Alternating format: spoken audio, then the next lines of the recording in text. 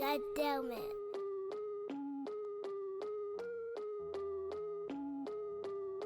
Till I fuck it up. Bang, bang. Give a nigga break, need a Kit Kat. They big mad, been hating, that's a big fact. Cut from a different cloth, you can't stitch that. My name all in they mouth like a goddamn tic-tac, boy. Why they always pressing, got them feeling pressure, boy. Soon I make a move, got they feathers ruffled, boy. This ain't close to fair, baby, check the scoreboard. And I ain't never bored, we just cooking up some more. Hey, what's going on, man?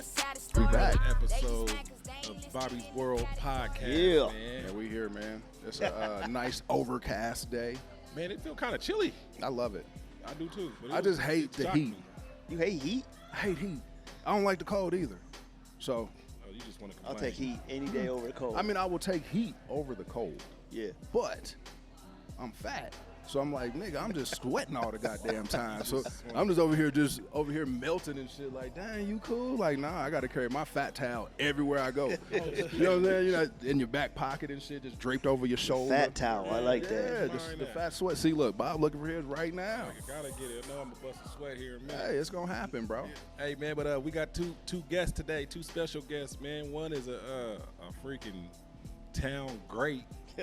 And he just does so much for the town and put on so cold for the town, man. Been doing it for 20 plus years. Are we at 30 years yet? Yeah. We at 30? Yeah. Nigga, aren't 30 you only plus 32? years. 30. You're only 32, right? 32. What's today? 38 today. Oh, okay. 38 Word, today. word. 38 today. Yeah, man. So we got Francois, part of 3 Deep in the building. Yes, sir. And then the other man we got, man, he's the owner of Cervantes. No? Talent buyer. Talent buyer. Talent My buyer. fault. Talent buyer. All good. So it's the talent buyer of Cervantes, man. Dan, Yes, how sir. you doing? What's up? Thanks for having me. Man, Francois wasn't gonna let us have it without you. Yep. He was like, man, nah, you gotta get my guy Dan on. You gotta get my guy Dan on. So important. yeah. That's my guy right there. That's my guy. That's Right. my What's brother up? right there. So I was an early mentor for me, so if he says run, I got it. Hey, that's what's up.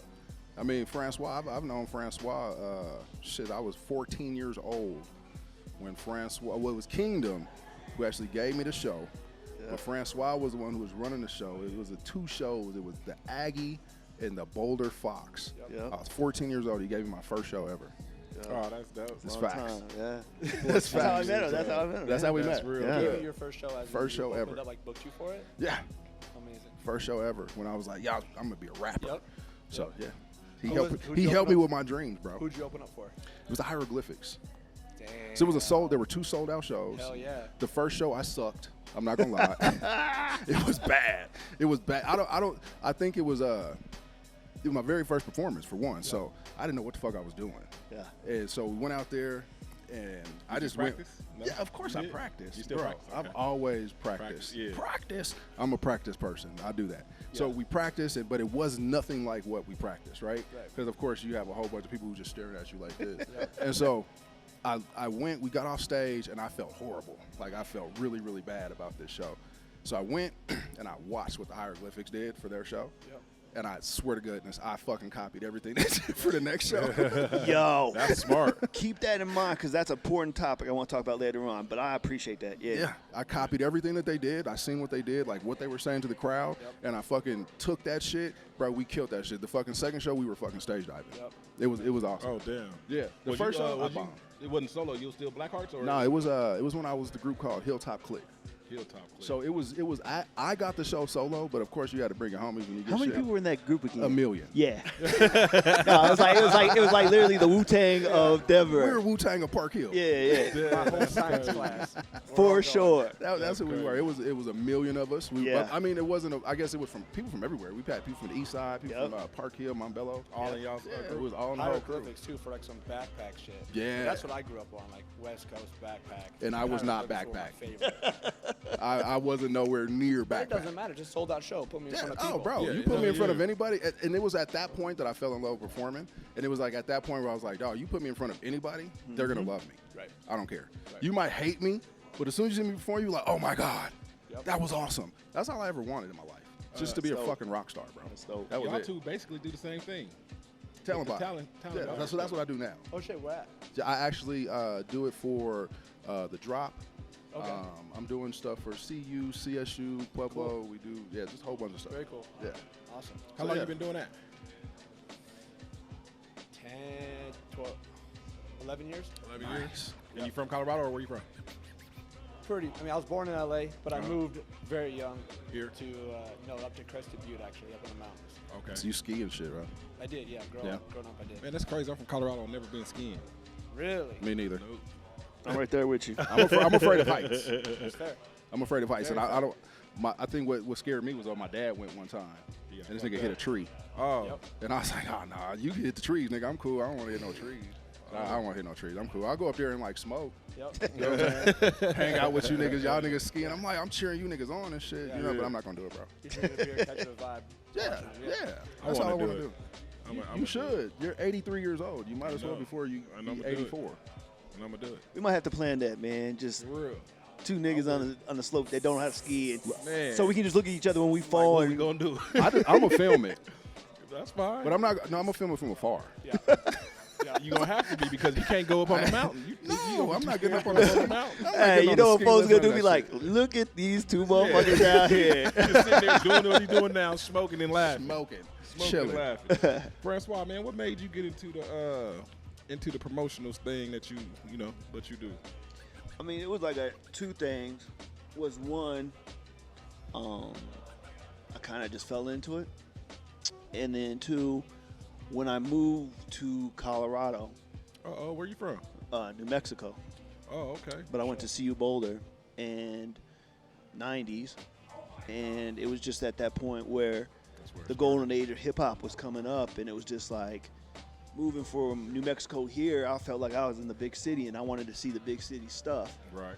And so Boulder was just so diverse, and bringing these acts to a college town was easy, and just linked up with a Fox Theater, and now I'm It here. happened there, so I was early And then the other 90s. thing too is just putting things together from start to finish is just a dope feeling. You know what I'm saying? It's like, yeah. okay, I got this crazy idea. I'm gonna put this artist here, and then it happens in the process, and then at the end of the night, you're like, wow, and then people have a good time. You know what I'm saying? Yeah, Like, yeah. Makes you feel good. yeah. So that was kind of Execution, baby. Execution. that's it. So, Dan, you who are you doing talent buying for right now? Cervantes. Cervantes. Yep. Primarily Cervantes. Yep. Oh, that's dope. So, I know I have a question Yep. for all talent buyers. This is something that I feel like a lot of artists really want to know. Sure. And I'm gonna ask from an artist standpoint right Please. now. So, when you are booking shows, at any point, are you looking for local talent as well? From time to time. Yeah. So when you are looking for local talent, what exactly are you looking for? Is it people that hit you up and they're like, yo, you got this show coming up? Or are you already in mind, like Francois said, when he goes and he has something that he puts together, he already has certain artists he wants to go to. Do you have people that you already go to, or how's that work? Yeah. So your question has A lot of layers. Layers. Exactly. Because there. I want you to talk for a minute. Okay. So there are like one-off shows, right? Uh-huh. Suave, hey, let's do this cool show. We'll fly this person in. We can build out a bill. We have people in mind, and we can build it like that, right? That's one way to do a show. There Right. also are national tours. Where Right. Agents will hit us up. Hey, we're interested in bringing ABC to your venue. Right. And that tour is self-contained. Right. Touring. You're in a different city every single night. You got 100 different variables you're worried about. Exactly. Last thing you want is someone you don't know, a crew you don't know in your green room. Can we call something? Yeah. All right. I mean, shit, I do. them fucking up, getting drunk, stealing your Right. shit, fight. Who knows, right? It's a liability. There are a lot of variables. So most tours don't want local support because they can't control it. They don't know who it's going to be. They're relying on us, people they don't know, to book someone that they think is going to make sense. What if the local opener goes up there and bombs? Which happens a lot. Exactly. A white kid says the N-word on stage. Right. Someone Ooh. gets on a fight. I mean, who knows? And that Right. reflects back bad on the artist. Right. Right, so there are a lot of layers to that. There are times when national touring artists, they need the help, or Yep. hey, we like giving someone a shot. Earth Gang did that with Trace Chapman Yep. at Mission not too long ago. Yep. Nice. So it depends. So it's kind of not up to you. Exactly. Right. So I mean, because a lot of people, To a point, yes, to be absolutely. 100% honest, Yeah. an artist thinks it's y'all. Yep. Oh, 100%. And that's why we are here today, ladies and gentlemen, is to dispel. No, this is why I wanted to come here, because every couple years, I think these are the kind of questions that I want the music community to understand how shit works. Because there's so much disinformation out there. There's so many rumors. And this is exactly why I wanted everybody here to just talk about that. And Dan hit it right on the head. Like, a lot of these times, it's not in our control. Right. You know, it's the national acts. Why would they ask local talent when they have their own people from their cities that they can put on their tours, their own labels, their own labels, and bring out, you know? And don't forget where this money comes from. It's coming out of the show budget. Right. You know, so it's a business. It's a business. That makes a lot of sense. I mean, but like I said, as artists, I'm speaking totally from an artist. I know exactly. I know. But from an artist, they don't know that. You know what I'm saying? No. So in their head, they're just like, oh, fuck Francois. Yep. I've been trying to get on this show Yep. forever. Fuck with local And acts. fuck Dan. I've been trying to do this shit forever. You know what I'm saying? And it's like, dog, you really have nothing to do with the shit. And You know what I'm saying? And again, you're completely right. We're talent buying. We're buying someone's show Correct. to the city. But at Cervantes, we pride ourselves on being able to, and Swa has a massive influence, I hit him up all the time, on being able to showcase our local arts community. Right. And that's something that we take serious and something we want to do often. Right. So we'll fight for artists when we can. You know, hey, the show is looking pretty good. There's only one artist on support. Maybe we can throw somebody on there. We'll ask agents. They'll ask the managers, artists, no, fuck that, no one. Or, Right. cool, yeah, let them have a quick 10-minute set, open it up. So we go to bat often for artists. Because All the time. Not only does it, A, help our pockets, right? More ticket sales, more people. But B, more importantly, it gets people looks. Right. Right? We're able to pay them a little bit. We're able to get some, some stage time. Maybe make some dope connects for the future. So Right. if it was up to us and everyone was dope, we would do it every single time. But it's not. Because everyone's not dope. Is the fact. Yeah. So what are the criteria? So say that you do have somebody that you're like, okay, we want to put somebody on this show. We're looking for somebody else. What are the things you're looking for an artist? Is it do they have to be big in the community? Like, what are you looking for them? Well, here, let's talk about business real quick. One is, how many tickets can you sell? Yeah. Bottom line. I mean, that's what the agents and managers want to know. If we decide to put you on the show, how are you going to help us sell a couple extra tickets? Right. I mean, you may think you dope. You may have 1 million followers. That's great. But we're in the music business, in concert promotion. How many tickets you can sell? So the first thing that we talk about, you talk about, is, and you ask the artist, like, how many tickets can you sell at this ticket price? Right. Realistically, how many tickets can you? Yeah, they gonna always say, I can sell about 50. No, they say I can sell I can 150. sell 100. Yeah. They can sell 100, 200. But I think a lot of And they artists sell 20, also, if that. also a lot of artists are out there trying to translate internet, social media, Huge to problem. actual fans. Huge, Yeah. huge You know what I'm problem. saying? Yeah. So they can Huge have problem. 1 million fucking followers, but that doesn't mean 1 million people are going to come to your fucking show. Right. You know what I'm saying? I So, mean, that's like- the problem not only locally but nationally we have right now. Oh yeah. Yeah. I You mean, know. you see, what is that, Lil Baby and who else have been Dirk. canceling shows because of Dirk. yeah. It's like they're looking. I mean, I was talking to a younger cat. I mean, 20-some years old, right? They're like, I can't believe that Lil Baby and them aren't selling out these shows. And I'm like, well, you have to take into account that internet and real life is two totally different things. Completely. And when we're looking at the market nowadays, it's way different than when we were. I don't know how old you are. 33. Okay, way different than when we were young. Yeah. When we were younger, we went out and we actually purchased like every Tuesday. You were there for the release because you were a fan of this person. When that person came, you actually went and purchased fucking the tickets for the shit. I think nowadays what's different is CDs, cassettes, whatever. right. What's different now is internet. So I can listen to you all day long. I might bump you 1 million times while I'm at the gym and all that shit. But you come to town, I don't know if I want to go see you when you come Back to to town. the, Right. I hear you. Back to the criteria. Well, let's just you let's say give let's talk real life business first. scenarios right now. The first thing is the agent's gonna hit one of us and ask us to submit multiple acts, not just Right. one. They want to hear the music. So this is where, as you a local artist, need to have. You can send an EPK link, or you can send, and you don't have to blow it up. You can send 1 hot song, 2 hot songs, 3 hot songs, and a YouTube video. The agent is going to go ahead and take that back to management. They're going to discuss it. They're going to look at the numbers. They're going to look at the music. They're going to look at the content. I mean, here's a perfect example, is that Dan and I were working on a show, and they wanted to see if the artist fit the vibe of the national artist. Mm-hmm. The numbers were there in terms of like streams and YouTube videos, cool. But the video of the artist was so gang banging, murder, death, kill, that they just was like, no. Right. You know? And you can't really do nothing about that. And so once you go through that process, they'll come back and tell us. They may ask a couple more questions and say, well, how many tickets can they sell? Right. We ask the artist, how many can you sell?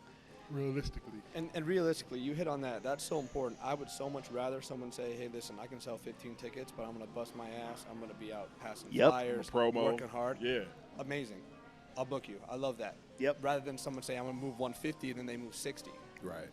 Or 'Cause 10. it looks bad. I mean, just be realistic. And then they come with the excuse like, oh, man, I had to work. I couldn't really do this because I couldn't do that. And my auntie, she had her dog was messed up. And so, yeah. Hear it all the time. Just want people to be realistic and be honest. I mean, but you have an artist that's thinking, okay, man, if I realistically tell this person I can sell 6 tickets, are they going to put me on this show? True. No, but he just said, if he said I can sell 6 tickets, but I can bust my ass, if you I'm keep help it real, like, promo hey, the I show, just whatever I book a kid often actually who just moved here. I think it was like from Louisiana or something. It's like, yo, I just moved to town, but here's my music. Like, I want to get more involved in the scene. I can move these many tickets. I know it's not a lot, but here's what I can do. Great. I'd love to give you a shot. He was up front. Yeah, exactly. I appreciate the approach. Yep. I appreciate the transparency. He works hard. The music good. Cool. I love being able to hook people up like that. I love that.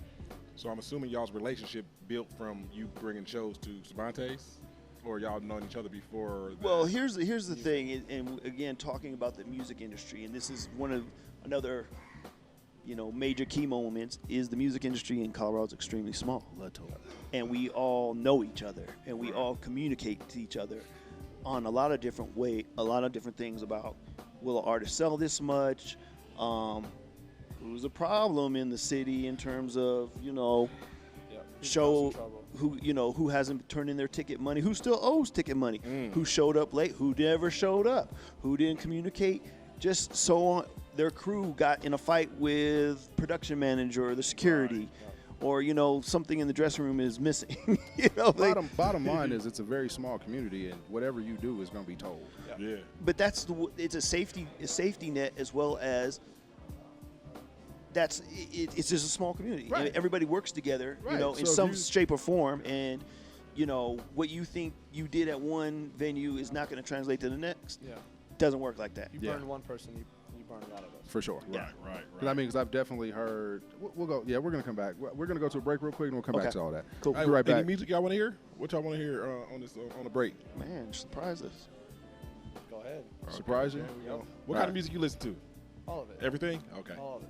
All right, we'll be Go right first, back. somebody. Bobby's World.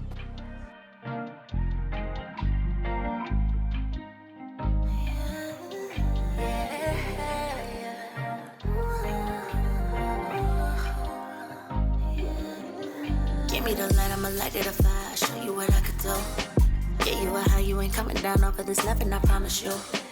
You know it's yours and I keep it 100, babe, I'll never lie to you. I got you seeing the heights in the penthouse, I'm trying to show you the better views.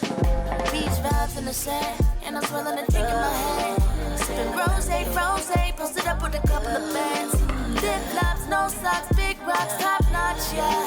BV's on me, big screen, shiny, yeah. Rude boy, come here, pass the herb with me. Inhale, exhale, while you working me. Rude boy, I'll get you high like THC. Edible, body unforgettable, yeah. So let me roll one up for you. Break it down for you. We lead, they follow. Bobby's World Podcast Network. We back. Bobby's World. Sitting here talking with Francois and Dan, talent buyers, promoters. Yep. Sitting here talking about just how artists can get booked and type of shows that are brought into the town. we were speaking about when we left. We were talking about local artists being booked and like the type of things that they can do and how a lot of times what their actions are follow them. So, have you ever had a time to where there was an artist that you liked, and you're like, "Oh, this person's dope," and then you put them on a show, and then someone called you like, "Hey, man, I wouldn't do that if I were you," because I mean, sometimes they don't even get that far. Sometimes Dan and I will talk, and I'll say, "Hey, XYZ wants to open up." He's like, "Ooh, Nah.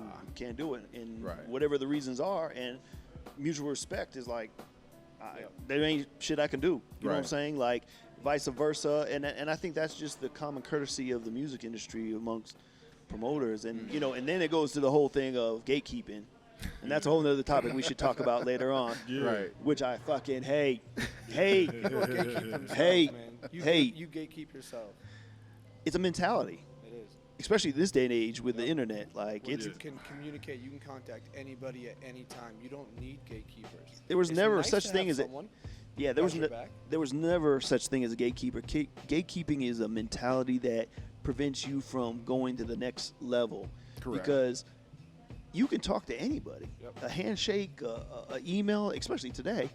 But it becomes when you get frustrated as an artist that you can't get to what you expect the next level, and you say, so-and-so's gatekeeping from the community. That's not it. Right. Well, The thing about it is that, one, when you announce a show, how many people hit you in DMs, Facebook messages right. about a show? I mean, there's a gazillion artists in Denver. yes. So trying to find out Overload. which artist should be on one particular show is a difficult thing, and Right. that's built on a whole other thing called relationships. Right. I tell artists Exactly. when they email. Yeah. I'll lay out how to get booked. I have a whole long email that I send out to every single person that ever tries to get booked with me. I let them know exactly how it goes. Hey, send me these links. This is what we expect from you. We're going to treat you like a pro if you treat it like a pro. Right. This is a business, right? You keep it professional, we'll keep it professional with you. But we lay it out for them. That's So they dope. know That's actually exactly. really dope. It is. Yeah, that's actually really dope. It is. Like, you know what I'm saying? Like, a lot of times you hit up people and they just be like, nah, or, you know what I'm saying? Maybe next time or somebody. You actually sending them something that they Every can time. go back to and look at it and, like, follow. That's fucking amazing. I give them steps. We have probably 30, 40 people email us to open up a show. Every time. Every I time. mean, New one, fail. new artists. Not even the same artist. It'd be Right. new. Like, I'm you like, never I even didn't heard of this And so person. people get upset, they get mad. Well, I never get booked on these shows. Fuck that, fuck that. You're one of 40, 50 people Right. vying for maybe one spot, maybe if they let us put someone on the show. Right. And then that's where the gatekeeper work comes from. We had a Oh. dude on here. He said, CEO Larry. He said every city needs to have a gatekeeper. Tastemaker, gatekeeper. I Yeah, think yeah. those two words are important and I think interchangeable. I think every city needs Yeah. a tastemaker, like a SWA, someone who's been through it and can relate, speak to everyone, talk to everyone, is respected by everyone, versus a gatekeeper who's someone just on a high horse trying to, inflate their ego. I think every city needs a tastemaker, gatekeeper. I don't know.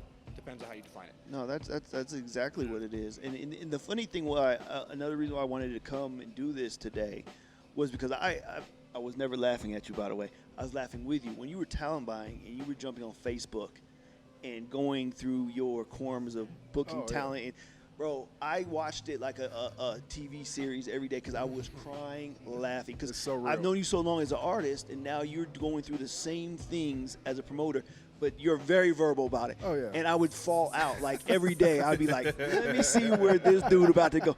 Because I was like, aha, now you have to Right. deal with it. Aha. Oh, You I know have what a I'm whole different respect for you now, bro. Appreciate it. Whole Appreciate different it. respect. Whole different Appreciate respect. it. But no, it's a complicated thing to. Let's talk about the music industry in Colorado real quick. Uh-huh. How many industries we have in Colorado? Concerts, radio, nightclubs, if you want to call that, and that's it. Right. So when you have three, we don't have any major labels. We don't have any, what else are we missing in that conversation? But when you don't have that, everybody relies on those couple things to Right. make it out of Colorado or become a superstar. Right. And it becomes frustrating, and I understand it. I completely understand it. As long as I've been here, I've seen some amazing talent, and quality artists I thought should have been gone out of here. And I understand when you hit Denver has a ceiling. Let's just talk about Denver has a ceiling. At what point do you think artists should recognize that ceiling, though? Because I feel like there's a lot of artists that feel like they're at the ceiling, but they're not. And there's a lot of artists that are at the ceiling, but don't understand that that's it. Like, you need to go. Or do something different. I mean, I think it's when you can move in Denver or Colorado and people know that your name. They know you can pretty much get booked wherever Right. people are. There's a buzz about you. Right. That's my thing is like you've conquered a very hard market. Get the fuck out of here. Go. This is a very difficult market. Very I difficult. mean, we were talking last week. We were talking with L Keys, and he had said, "How come you think there's an artist out of here that has not like blown or gotten like super big?" And I said, my response was, now if you guys have a different response, I totally would understand. Yep. But my response was that I don't think we have artists out here that are focusing on being successful. When I say that, I mean like their shows are dope, their aesthetic is dope, their promotion and marketing is dope. Like everything about them seems ready. You know what I'm saying? Like there's people that we can look at that are not rappers out here. Other groups that we can look at like pop, rock, country acts that you can look at and be like, yo, them dudes are ready. They're gonna make it. Neptune. Yep. I brought up Neptune. Yeah. Neptune's fucking amazing. Yeah. Every fucking show he does is fucking dope as shit. Yeah. It's a show. It's a fucking show. You're entertained. I ain't never been. I'm gonna have to go. You're entertained, bro. The music may not be something that you listen to, but you'll enjoy it. Yeah. I promise you will enjoy it. Yeah. Guaranteed. And I think that's what our rap lacks. We lack that with an artist that's like so entertaining. You're like, dog, that shit's it. You know what I'm saying? That was just my opinion from it. It's like, bro, we need more artists that are like Neptunes and like other acts that are like, people are like, oh my God, did you see them perform at this place? Well, did you see them go there? Well, I seen them at this spot. And you know what I'm saying? Like, we need that type of stuff. Well, I think that's why, as a promoter, that's what I think frustrates me sometimes is when you do get on a show, this is your moment to shine. Yep. Right.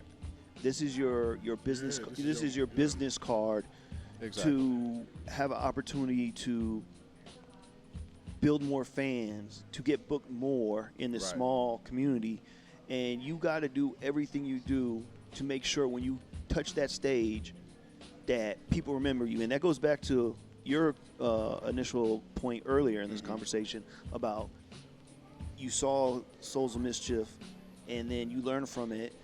And then you're like, I'm crushing anything going forward. That's what you got to do when you get on these shows. This is your moment. Yeah. To do it. Your moment to go up there and show people, win fans over. You got your one moment, know? And I think people don't understand that you got to do your homework. You got to practice.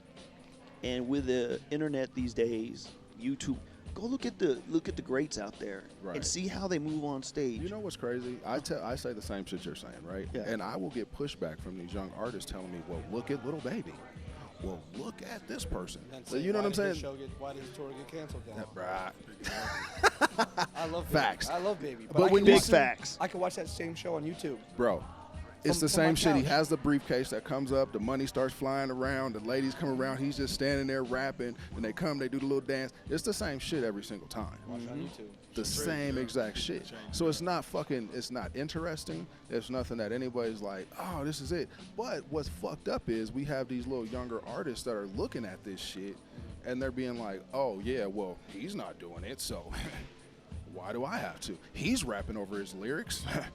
I can rap over mine too. When they don't understand that shit sounds fucking horrible, and they have millions of fucking dollars, let them do what they want to with millions of dollars. Yeah. When you don't got millions of dollars, you have to do what the fuck you need to.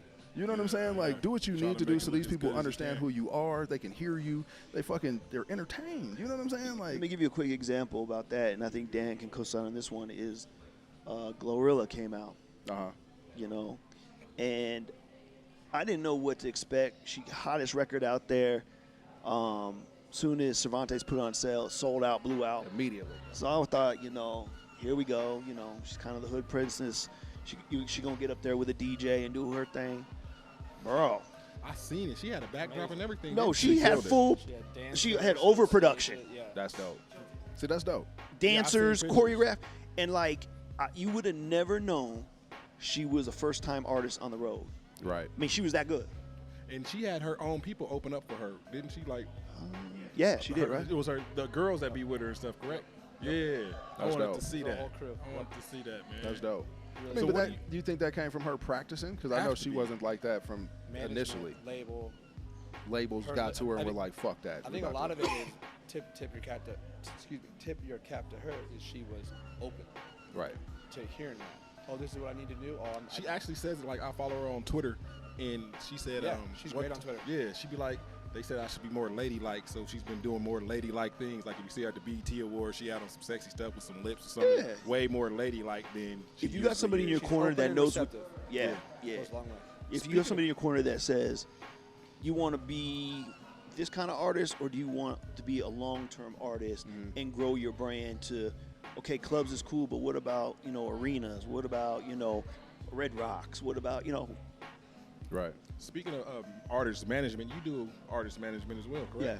You've done a lot actually out here, huh? Yeah. You did the 3 project. Yeah. You manage Trev Rich. Yeah. Do you still manage Trev? No, I don't. He's doing a lot more of. He has managers for his publishing. I help him with shows and stuff. Yeah. But I'm not managing. Okay, y'all still have a good Oh, relationship. yeah, that's my and all guy. that, Yeah. That's my guy. Anything I can do for him, I'm there. Are you managing any artists right now? Yeah, this EDM group called Hostage Situation, and they're doing their thing. Oh, you heard of them? Oh, okay, that's what's up. Yep. Yep. Oh, okay. Yeah. EDM, that's different. It's completely different. Different vibe, everything. Man, it's like if you want to compare it to something, I compare it kind of like to grunge music energy. The energy, I love the energy of it, and the scene is amazing. People are And they're- amazing, so And they're selling out that fucking global. yeah, That's just crazy everywhere. yeah, man. Yeah, I want to go to that. I ain't never been to that either. Oh man, you got to get out there and check it out, Yeah, I man. ain't never been to that either. And they already did it this year, huh? Yeah. Yeah. Hey, I'm about to catch it. you want to go to global? Yeah. You got to wear one of them fluorescent outfits. Get your hula hoops ready. Get your hula hoops out. The whole outfit, I got. Nah, it's a great experience, man. The vibe is just a different vibe, man. It's just it's a very inclusive scene. It's a very music-driven scene, DJ-driven scene. And I think they just want to have fun. That's right? it. They're just there to dance That's and it. just sweat That's and it. just go home. That's So it. you've done hip hop shows, or of course EDM shows, or whatever the case may be. What do you prefer? I mean, I just like music, man. I think as promoters, you gotta like everything. You may not, love one thing or another, but if you're gonna be a promoter at the highest level, you gotta really be eclectic in what you like and you hear. At least go experience. You know what I'm saying? Because you can't really be a promoter and just be. I mean, you can and pigeonhole yourself and say I'm only gonna do hip hop. Yeah. I never wanted to do that. I never wanted to just be like hip hop. It's just my love of it, but I love all kinds of music, bro. Just because it ain't for you doesn't mean it's not for nobody. That's it. What about Right. you? What you'll do everything as well? Mostly hip hop, rap, R&B, a little bit of pop. At Cervantes, we do a lot of EDM, a lot of bluegrass, a lot of funk, some jazz. But my lane mostly is like the hip hop, R&B. So you grew up hip hop, like that's what you Yeah. always Yeah. liked, just growing up is listening to hip hop. Yep. Yeah, that's what's up. I think hip hop has taken over so much of everything that we do nowadays. Yeah.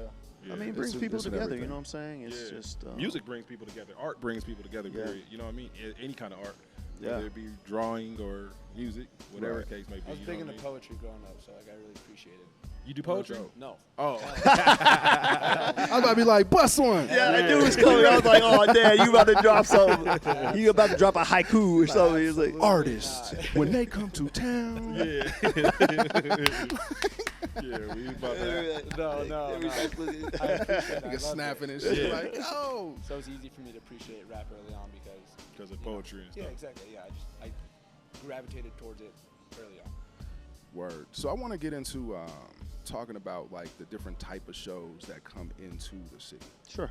I know you hear this all the time. How come this person isn't coming? how come this person doesn't show up? Especially for you, because they think you just got all the money in They the world. think that you're the and you fucking should, guy that should bring everybody. Like, how come Francois ain't bring Jesus? Like, no reason It's Michael actually, Jackson and I wasn't appreciate here. that. I appreciate that. My DMs That's get a funny. salute. My DMs get funny sometimes when somebody doesn't come to Denver, oh, bro. and I try to, I know break it you was down. getting blown up with Beyonce and all that shit. Oh, that was Like, hot, What the boy. fuck? The girls was So, can you explain? Because this is something that a lot of people, the regular consumer, does not understand or just does not know. Why don't we get Beyonce here? Has she been here? Yes. Yeah? She has in 2007. yeah, I was about to say it's been a 2000. long while ago. time. Yeah, it was a long time ago. Since she's been A billionaire. she that ain't been person, here. I don't think she's been here. Can you explain why? Money. It's all money. Is it is the market? Do we not have the market for it? If they don't feel like they can justify the ticket prices to bring her 18 semi trucks and pay her team of 300 people, and Taylor then also, Swift. and then also her, but Taylor Swift. I mean, that's She where you're brought at. 18. Yeah, Yeah, 18 but you gotta know. So your, we have to also look at market, right? yeah, you know your demographics. That means a lot. Demographic and market. Absolutely. I mean, and there's a little bit of a touring science to this too. Huge, yeah. And maybe it's like, you got to go while the iron's hot, and maybe they go like, okay, let's do. And as an artist, it's hard to tour crazy. I mean, especially with all these people with you and stuff, and you have kids and all that stuff.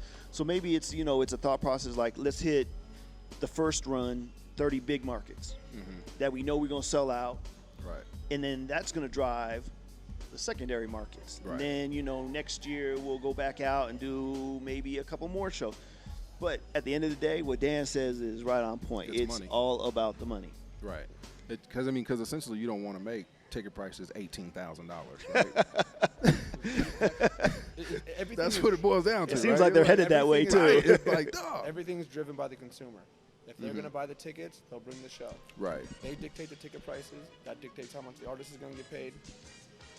So it when- all falls back on the consumer. So a lot of times when booking shows, are you looking at the market? Are you looking Yeah. at Oh, yeah. demographics and all that? Yeah. Oh yeah. Because sometimes And that what plays a makes part in sense. booking, correct? Yeah, because what makes sense in Nebraska may not make sense here, right? Yep. Big time. And I mean, and that plays a lot of part with a lot of times when people don't come here too. It's like, dog, was because their numbers just aren't working. It's tough Here. to get here. It's a day trip in, day trip out. Right. Either you're going to. I mean, I could talk for fucking hours about touring and just the intricacies of it, bro. It is so just deep and Yeah. tough.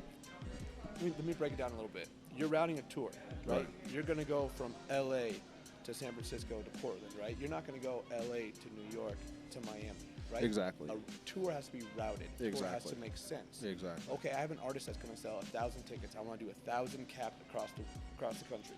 So I'm hitting up all the 1,000 caps in Denver. How many are there actually? Maybe 3. Right. Now I'm gonna hit the next 3 in Kansas City. That's gonna be the next stop. Right. Hey, Dan and people at Live Nation and people at AEG, I need holds for your 3 rooms at 1,000 cap. Yep. Well, one of those rooms is available. Okay, let me go see about Kansas City. Oh shit, no rooms available there. Okay, now let me try to rework this routing. It is so complicated. Artists Right. can only play in certain rooms. Yeah. Everyone's trying to tour somewhat the same way. So you got 6 different artists fighting for the same days because everyone's trying to route the same way. I mean, it is so deep and Yeah. complicated. And when someone's like, oh, they're skipping the city, they fucking hate it here. Maybe they just couldn't fucking make it work. Right. The routing just didn't work. It's so tough. And I started managing. That's how I got into music. I didn't understand it. I was like, I'd hit up Adam Stroll, who's like the reason I'm in the music industry. My boss, my mentor, one of Swallow's really, really good friends. Stroll, why the fuck didn't you book this guy? Right. He's like, you're an idiot, man. I can't even talk to you about this. All right, cool. Teach me. Right. Teach me. Right. But yeah, it's very intricate. It's confusing. It's convoluted. So it's easy for someone just to bitch and moan about an artist not coming. I mean, you And got to I get it. I get it. go back to, don't forget, touring is not just going to city to city. It's driving with gas. Yep. It's paying for a hotel. Yep. It's paying for food. What makes the most sense where you don't have to spend the most money getting from Exactly. point A to B? Exactly. You know what I mean? Exactly. You gotta put those in your equation when you're touring, because you gotta pay your tour manager, you gotta pay your band, you gotta pay, if you're flying, just all those things. So at the end of the day, you put your calculations in there and you say, okay, yeah, how much money are you gonna make at the end of the tour? Right. Oh, you're gonna make 0 because you spend it all from the $5 gas from L.A. to Denver. Right. That's about Don't make no $1,000. sense. Yeah, it don't make no sense. Right. We gonna go on another break real quick. We're gonna come back to this session called "Fuck Your Feelings," man. We'll explain it to y'all exactly what it's about when we come back. That's from gonna be this, fun. That's gonna be fun with y'all. Break. Yeah, it is. I'm ready. Considering that they both is into music like this. Yeah, so I'm ready for it. we gonna come back, man, with the "Fuck Your Feelings" segment, man. Bobby's World. Bobby's World Podcast Network. Okay, can I stop you there? They're mad, and we can see why. Hey, what's going on, man? We back, of course. We with Dan and Francois, 3D. Yeah. Hey, so how did 3D come about? So did you meet what's the other two? Alvin and Kevin, like in Yeah, high nigga, school. you don't even college? smoke weed. I know. That's crazy. I mean, that's a whole nother podcast, but I mean, it's kind of gone through a bunch of variations, but it started at CU Boulder out of the necessity of not having what we loved back then, of just the hip-hop scene and music. So it kind of actually started out as a DJ collective. And You guys were DJs? yeah. Well, not me personally, but Oh, that nigga said, yeah. No, I'm no, about to be no, like, nigga, what? no. DJ Francois. So when I was in college, when I no, hell no. When I was in college, there was Damon Higgins, there was Tashawn Christie, there was Whitney Lanier, Marcus Johnson, Nico Hines, Malik Duncan, John Lee. There was a group of us, Right. but there was a couple of them: Damon Higgins, Tashawn Christie, and I can't remember Harry's last name, but Harry. And they kind of formed this little DJ. There was three of them, the three DJs, and there was the DJ clique. And they just went around fraternity parties in Boulder and started DJing everywhere. And I was kind of like the managing them at that point, Right. helping them promote whatever. And it just kind of grew as people got older at CU and started going off into real life and careers. I just kind of kept going with it. And like I said, Have you ever been an artist? No. You Never? don't want to see me do that. Never? You never was like, hey, I'm a guy. Hell nah, man. I got 2 left feet. I cannot. I be feeling like this nigga Francois be trying to sing on the low. I can see it. This nigga got an R&B record on the low. I mean, I he got a gonna couple drop. platinum hits in the shower. Don't get it wrong. Yeah, I can sing in the everybody shower. gotta hit the shower, though, for sure. Yeah. But nah, it wasn't that. I just, it was just something that I think just my love of music. Like, I really love music. Like, all forms of it. It takes me to another place. It's my outlet. It's meeting people. It's, Yeah, this I'm sure you doing this has built so many different relationships for you, like man. big relationships and very important relationships. I'm sure. Yeah, man. I mean, I think getting to work with Barry Fay back in the day. That's the one. Is like legend. Right. He's That's the one crazy. that like Colorado has music scene as it is, and then it just keeps going down from everybody in the music scene that's can continue to do it. I've got to work with somebody in those capacities all these years, so it's dope, man. Right. It's dope. That Barry Faith, that's one. Man, that was That's so the much one. fun. That's just crazy. So many fun. That's just so crazy. many conversations and The Wild stories. West. And man, it just historic. I mean, there was no concert scene in Colorado, and this man went from small rooms to the Eagles and Right. U2 at Red Rocks and Right. stadium shows. It's That's amazing. just man. crazy. It's amazing. I got to see all those files too. It was crazy. Like what they used to pay artists back in the day, Yeah. and what they used to charge for tickets would blow your mind. Man. Like it's shocking. Disrespectful. Yeah. Yeah. That's a great word. That's what it is. Like One of the green rooms at Red Rocks, they had the summer schedule in like 75 or something Yeah. like that, and it showed all the shows and the ticket prices next to it. and $250. what's even crazy? You know what's the $3. crazy part of that? Everything was handwritten. That's So Yeah, all your yeah. numbers at the end of the day were Yeah, somebody I had to bet it sit there was. and with a Write them calculator shits. and write all this shit out, and it's Damn, fucking I can see- amazing, man. I can see that. That's though. wild. It's I can amazing. see that. Faxing offers. Yeah, man. All right, so we're going to get into this segment called Fuck Your Feelings, right? What we do is Yeah, this give the it a one hand right clap. here. This I the- don't remember which one it is. Wrong That one. ain't it. That ain't it. That ain't it. Hold on. There it is. That's the hand clap. There it is. Hand clap for fuck your feelings. So what we do in the Fuck Your Feelings segment is we have artists email us music, Okay. and me or him listen to it. we don't listen to it We at don't all. listen to it at all. Welcome to my job. We listen to it. We listen to it. We come on live and listen to it. So Yeah. whatever we whatever our reaction is at that moment is how, because sometimes when you first hear a song, you have a good reaction, sometimes you have a bad reaction, but then sometimes you have to go back and listen to it, and then you fall in love with the song. Yeah, this man don't like nothing, so you're at a loss. You're at a loss. So we gonna do this fuck your feelings segment, man. We would love for y'all's feedback. Come on, Tell us let's do how it. it is, man. I'm always looking for some who's music. The first artist we got. The first artist we have is Albies for She's featuring Joel Ortiz. Oh, I know it's Albies. And this is called Running Your Mouth. Okay. Let's see what Albies is talking about. Joel, huh? Let's see. Got that old school clap.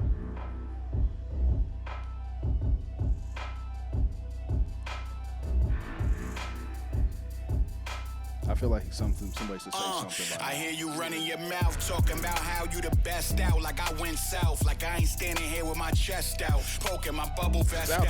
Know how many years rappers been stressed out, trying to write the kind of rhymes that I left out of a song. You rap cowards are more on the day the hour is gone. While I'm alive, y'all won't give me my flowers, cause I'm a thorn in your side. That's alright, I'ma keep poking. The beast woke in the middle of the night, sheet soaking with teeth broken.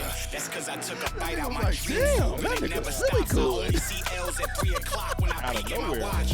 Laugh at these lists that I ain't on, I should be at the top. And that's as clear as air, so I'm there if you see me or not. I remember not having gas inside the hoop, so I matted the coupe, and the pickup got a panoramic He's roof. always been able to rap Angles, really good. angle looking like a kaleidoscope, shining. So the finest hoes is eeny, meeny, miny, mo. I try to change, but I feel like a lost cause. All the people hearing this can swing from my boss. None of y'all tried to help when I had a downfall. So now I'm doing rap to get this money. Fuck all y'all. I try to change, but I feel like a lost cause. All the people hearing this can swing from my boss. None of y'all tried to help when I had a downfall. So now I'm doing rap to get this money. Fuck all y'all. They sleep on me. I bought a Sharpie just to draw on their face. You Go weak, ahead, say it homie. now. I got the strength when I step in the place. Bumping your gums about me means only emotion that is sparked in you. I'm trying to rub it deep in you like lotion, but with 20 hands you couldn't feel this. I'm one of the realest, plus I got your Ortiz with me. No choice, I got left but to kill this. A massive takeover, homie. That is Can the I just say I plan. don't I like need when people everything mention in my who they palm, do do on it a song bigger with than them. I don't like that shit. Shazam. That's just This me. for the family Yeah, and that's just everyone me. riding with me. Sorry. I'm working to make it happen and high like Bobby and Whitney. Not higher than that. Success what I'm looking for. They no turning back. I keep it going straight. You just go in circles. Cul-de-sac. This for the family and everyone riding with me. I'm working to make it happen and high like Bobby and Whitney. Not higher than that. Success what I'm looking for. They What no y'all turning think? back. I wonder when that keep bars it going don't ever straight. go You just away. go in The circles. Bobby and Cul-de-sac. I heard that too. I was like, Here's what I appreciate. I think it's gonna go away once Bobby stops being high. Well, I Nigga said, well. appreciate when artists care Uh-huh. about the song. You Uh-huh. can tell that was professionally mixed, professionally mastered. He spent money. He got a good feature. Right. You know, I appreciate people that put time and effort into their craft. Okay. That's what I, So that's you like what the I song? appreciate about the song. I do actually, yeah. That's what I do. Swa? I love it. I like it. I feel like, it's definitely like a Shade 4-5 record. Yeah. And I think when you go behind somebody like Joel, either if you don't, come with it, then the whole record's trash. But I like it. I felt like, you know what I'm saying? He held his own. Yeah, man. He didn't do bad behind Joel. I would have still put him first, Put Albies first. just because it was Joel. Yeah, but I think with this record too, like it caught people's caught the attention. attention. And then, Right. like I said, But what caught attention? The name or the music? I think both. I think yeah, you the see, name. hey, this is featuring Joe. Okay, I'm gonna click on it no matter what. I don't care if Right. it's first or second. That's Yeah. smart. So I'm putting myself first. Yeah, but I think also though is like as an artist, let's just say an unknown artist, if you go and Joel's like body of work, he ain't play like he comes and he murders tracks. He's gonna kill it. But when you come after him, and if you the weak link, You're gonna know. you know what I'm saying? You're gonna be exposed. You to paid it. for a feature. Yeah. But if you come after Joel, you made a song together. Right. You know what I'm saying? And that's what I feel like they did. They made a They song made a song together. together. Yeah. I personally, I liked it. Albies actually surprised me on there. I wouldn't Albies say I'm isn't not, actually bad, bro. Yeah, I Albies wouldn't say is that I'm not actually- a fan of Albies. I think I like fuck his with Albies. performances. His performances is dope. He's Real dope. entertaining. Yeah, he's very, very entertaining. He do skits and all types of shit in It's his just- performances for yeah. real. You know what I mean? But I like the track. But like I said, I was more surprised on Albies. So I think that's what made me like the track even more is that Albies did hold his own. Was that him on the chorus too? That was him on the chorus. I didn't like. And when I heard the chorus, I was like, I didn't like the chorus. I didn't like the chorus either. When I heard the chorus, I was like, it's not. He's not gonna do well. But he actually did well. His verse, he sounded way better tone. Yeah. My biggest thing is tone, man. Yeah. Can I listen to this dude's voice for more than 10, 15 seconds? Right. Like, cause you be listening to so much, like you gotta have an ear for something. The chorus sounded local. Albies actually got a lot of good features features coming up. Like he was telling me about it. He got a lot of real good features. Dope. Like you about to be surprised. No, that's a great look, though. Yeah. It gets better than this. Watch. I'm saying like for introduction, I think that was a great. Right. Yeah, like, that's a great perk you up. You like, because I would like. I want to hear what he has next. If he coming like this and you going out and you put the time and money and effort to, like Dan said, to go get Joel. Right. It's like I want to see what come next. That was Joel on the first. I was like, hold on, is this Al B? I was about to shit my pants. Like, man, what the hell you been doing? For real, that's copying Joel. Man, you're right. If you want to be taken seriously, man, you just gotta take it serious. And I feel like you did. So. Right. It was a good track. Yeah. All in all, it was good. I would have said something that I wouldn't have left that 30 seconds at the beginning. Oh yeah, you said I feel like somebody should have said. It was a little bit long intro. Yeah, that was just too much, bro. Who's the next one we got? The next song we have is by Chop Works. Chop Works. Chop Clark. I'm sorry. Chop Clark. Oh, Chop. My bad. Chop. Chop Clark featuring J Trip and Trev Rich. Okay. The song is called Talking Money. I did know Chop rapped. Yeah, but I ain't heard him. Well, here you go. You're going to hear him right now. Here we go. Here you go. Here you go. Talking Money. This is unreleased, right?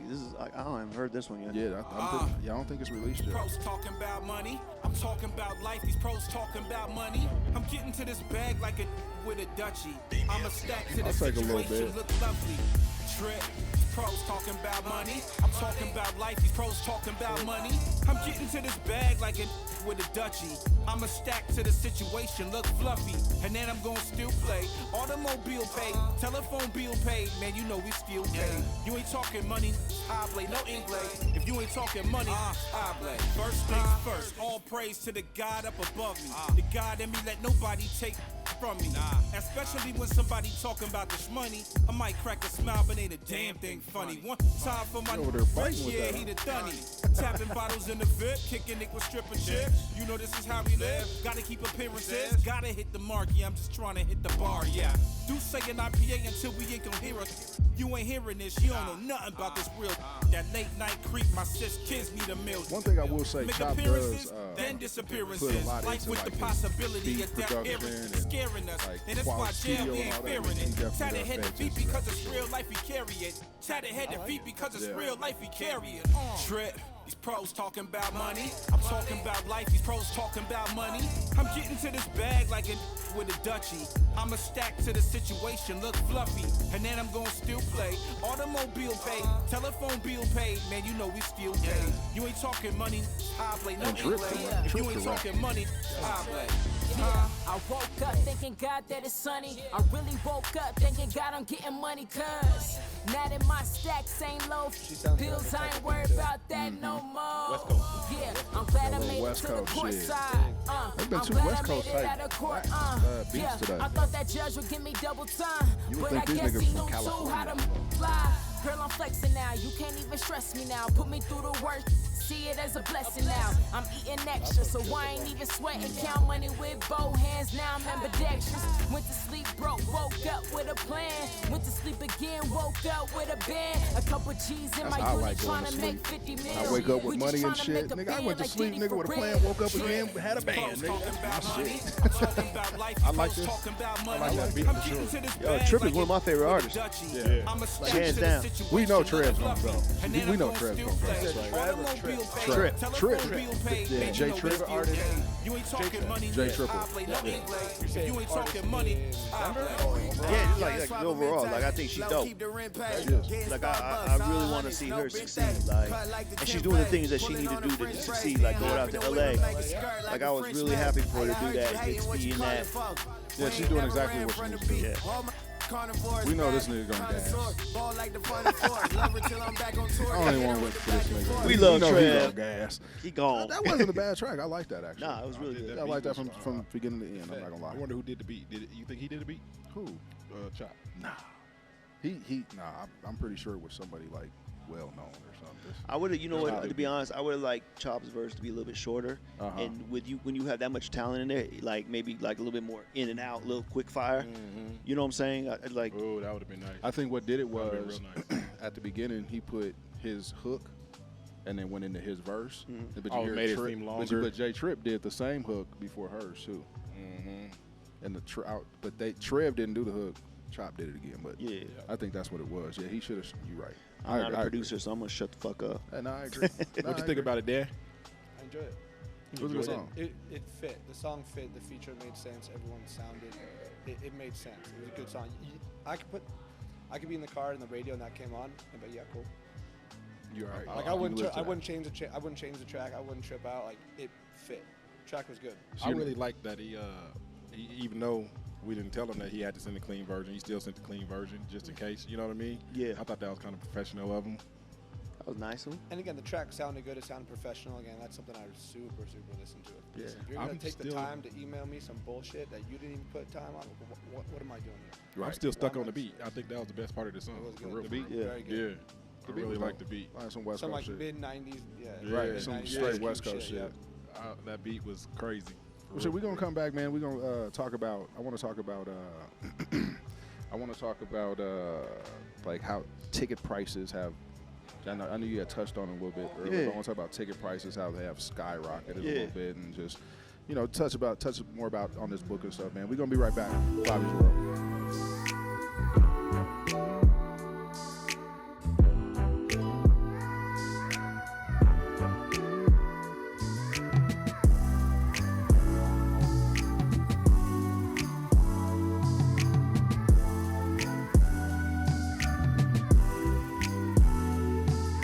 Emotional.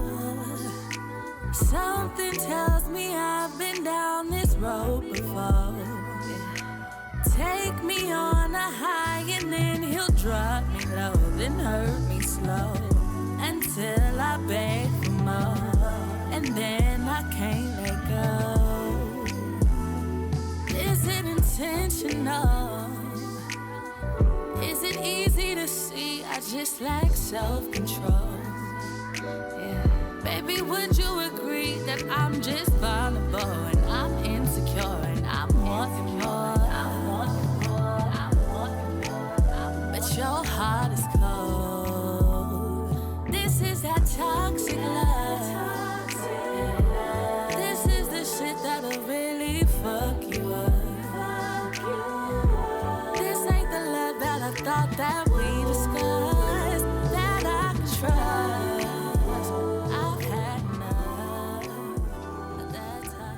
What's up, man? This nigga damn near choked on that. Nah, didn't you just caught me at the wrong Oh, moment? okay. I thought I caught you. Yeah, you caught me at the wrong moment, brother. Look at DJ Hardaway walking the building. Yeah. Boy. Yeah, that's a nice guy right there. But we was gonna get into ticket sales and ticket pricing. Is that what you said? That was what you about to say? Yeah. I want to talk about ticket pricing and stuff. I noticed that before COVID, it seemed like prices were a little bit feasible, more feasible than they are now. It's kind of like gas prices. Can you explain what's going on with that type of stuff? Like what's happening with ticket prices? Do you know why that's been going on? Yeah, absolutely. I mean, inflation, first off, Right. it isn't more expensive nowadays, right? Right. It tracks with everything else. Artists need their bag to go on the road. Right. That dictates ticket price. I got to pay this dude $10,000, $20,000, divide that by the amount of tickets available to sell. There you get your ticket price. Do you think it had anything to do with the being off for that year? Hell yeah. Yeah. 192 million%. Streaming completely changed how artists make money, right? So people aren't buying CDs. They're not getting a large chunk off each purchase like they were. They're getting 0.3 cents a stream or whatever, right? So people are making their money on the road. Artists can't tour for 2 years, fucking their money up. So the second they can get back on the road, they got to touch it. So they start doubling their prices essentially. Oh yeah. But There's like, I was sitting down for 2 years. I'm gonna come back and get mine. You got people like fucking John B charging goddamn 20,000. Like John B, you crazy. How did that affect Cervantes when we was going through the COVID thing and everything? Did y'all still able to weather the storm? Yeah, it was tough. I mean, being an independent venue, you know, you kind of got to take it on the chin. But the state helped us out a little bit. I mean, we got some PPP money. We had that save our stages or save our act. Yeah, save our stages. Yeah. Save our stages. Thank you. Dope. That was a local thing. No, it was like a. Well, I think it was a local, national one too as well. Because I know the Grammys had the music care stuff. Yeah, I mean all those things. You know, I mean, listen, man. There's not one person other than if you sold masks, right, or the jab that you made money. Otherwise, everybody else was sitting on their ass like the rest of us. So, especially the music industry. You know, so. You know, like you said, there's a lot of variables why tickets are so much. It was scary for a little bit. It's terrifying. What? I was like, what the fuck? Because, I mean, it felt like everything, like I said, all the shit that we did was gone for a minute. It was like, damn. Well, you know, like you know, so there's a few things that are considered recession-proof, you know, like entertainment and stuff like that. And when you're going, you know, 0 to 100 for most of it, you know, crushing it, whatever, and then suddenly it says 100 to 0, bro, in a day. Right. It just threw everybody for a loop. For a big loop. Like you didn't know what to do with yourself for the first 6 months. Like you were just kind of like a zombie walking around. Like, and there's nothing. And I think the craziest thing about that, there was nothing you can do. Right. Yeah. Like literally. At all. Literally nothing. You could. I mean, there was, but it was illegal. Yeah. So, there was but I mean, nothing you could do. I mean, I don't know if you remember, but they were doing, you know, streaming concerts and trying to sell tickets like that. Right. I remember. I did a couple. That's how the Versus started. Me and drive-in me shows. And Young Dom did a couple drive-in plays. Yep. Oh, that's dope. Yep. But I mean, I was up at Red Rocks with Megan Thee Stallion and Little Baby when they did that Verizon show, and when I mean it was the craziest thing I've ever been. It was like nobody at Red Rocks, but the production was nuts. And I'm literally standing next they to flipped the production around. Yeah. Right. So you guys seen it? They put the stage on the steps, looking up. Yeah. Right. Oh, Like it wasn't cheap. It wasn't it's cheap. on YouTube or something. Can I go watch it? Yeah. Yeah, I'm it's gonna up check there. that My out. buddy was in town. His company wasted potential. They did it. He was here for Brent Fayez. He's his manager. Dope. And so I was like sitting there, and I'm like, Little Baby here and QC right here, and there's nobody except like me, the artist, and the video production. Essential personnel. That's it. Right. I've never been to Red Rocks and nobody's there. Like nobody with these kind of level artists. It was really like one of the wildest. That's when I knew we were screwed. Like I was like, oh shit, this is. How really did it affect real. you and what you was doing? I mean, it Because was. you do. I'm assuming you do things outside of promoting. Yeah, but I mean, I think it was it was a gift and a curse. I mean, like for me personally, I hadn't had a break in 30 years. So to sit down, Wrong kind of break, but a good break. and you know, to smell the flowers and to, you know, just not have to worry about what's going on. But I definitely got like weird panic, cabin fever, like as we started coming out of that August of what, 2021? Yeah, 2021. Like I was literally like, okay, guys, I don't give a shit. We got to get back to Right. work. What the fuck we Something. doing? Like I love being at home, but this is some bullshit. Like I'm losing my mind. Right. Like, you know, being told you can't do this or you can't. It was just like, oh man. So how would you say concerts have changed since then?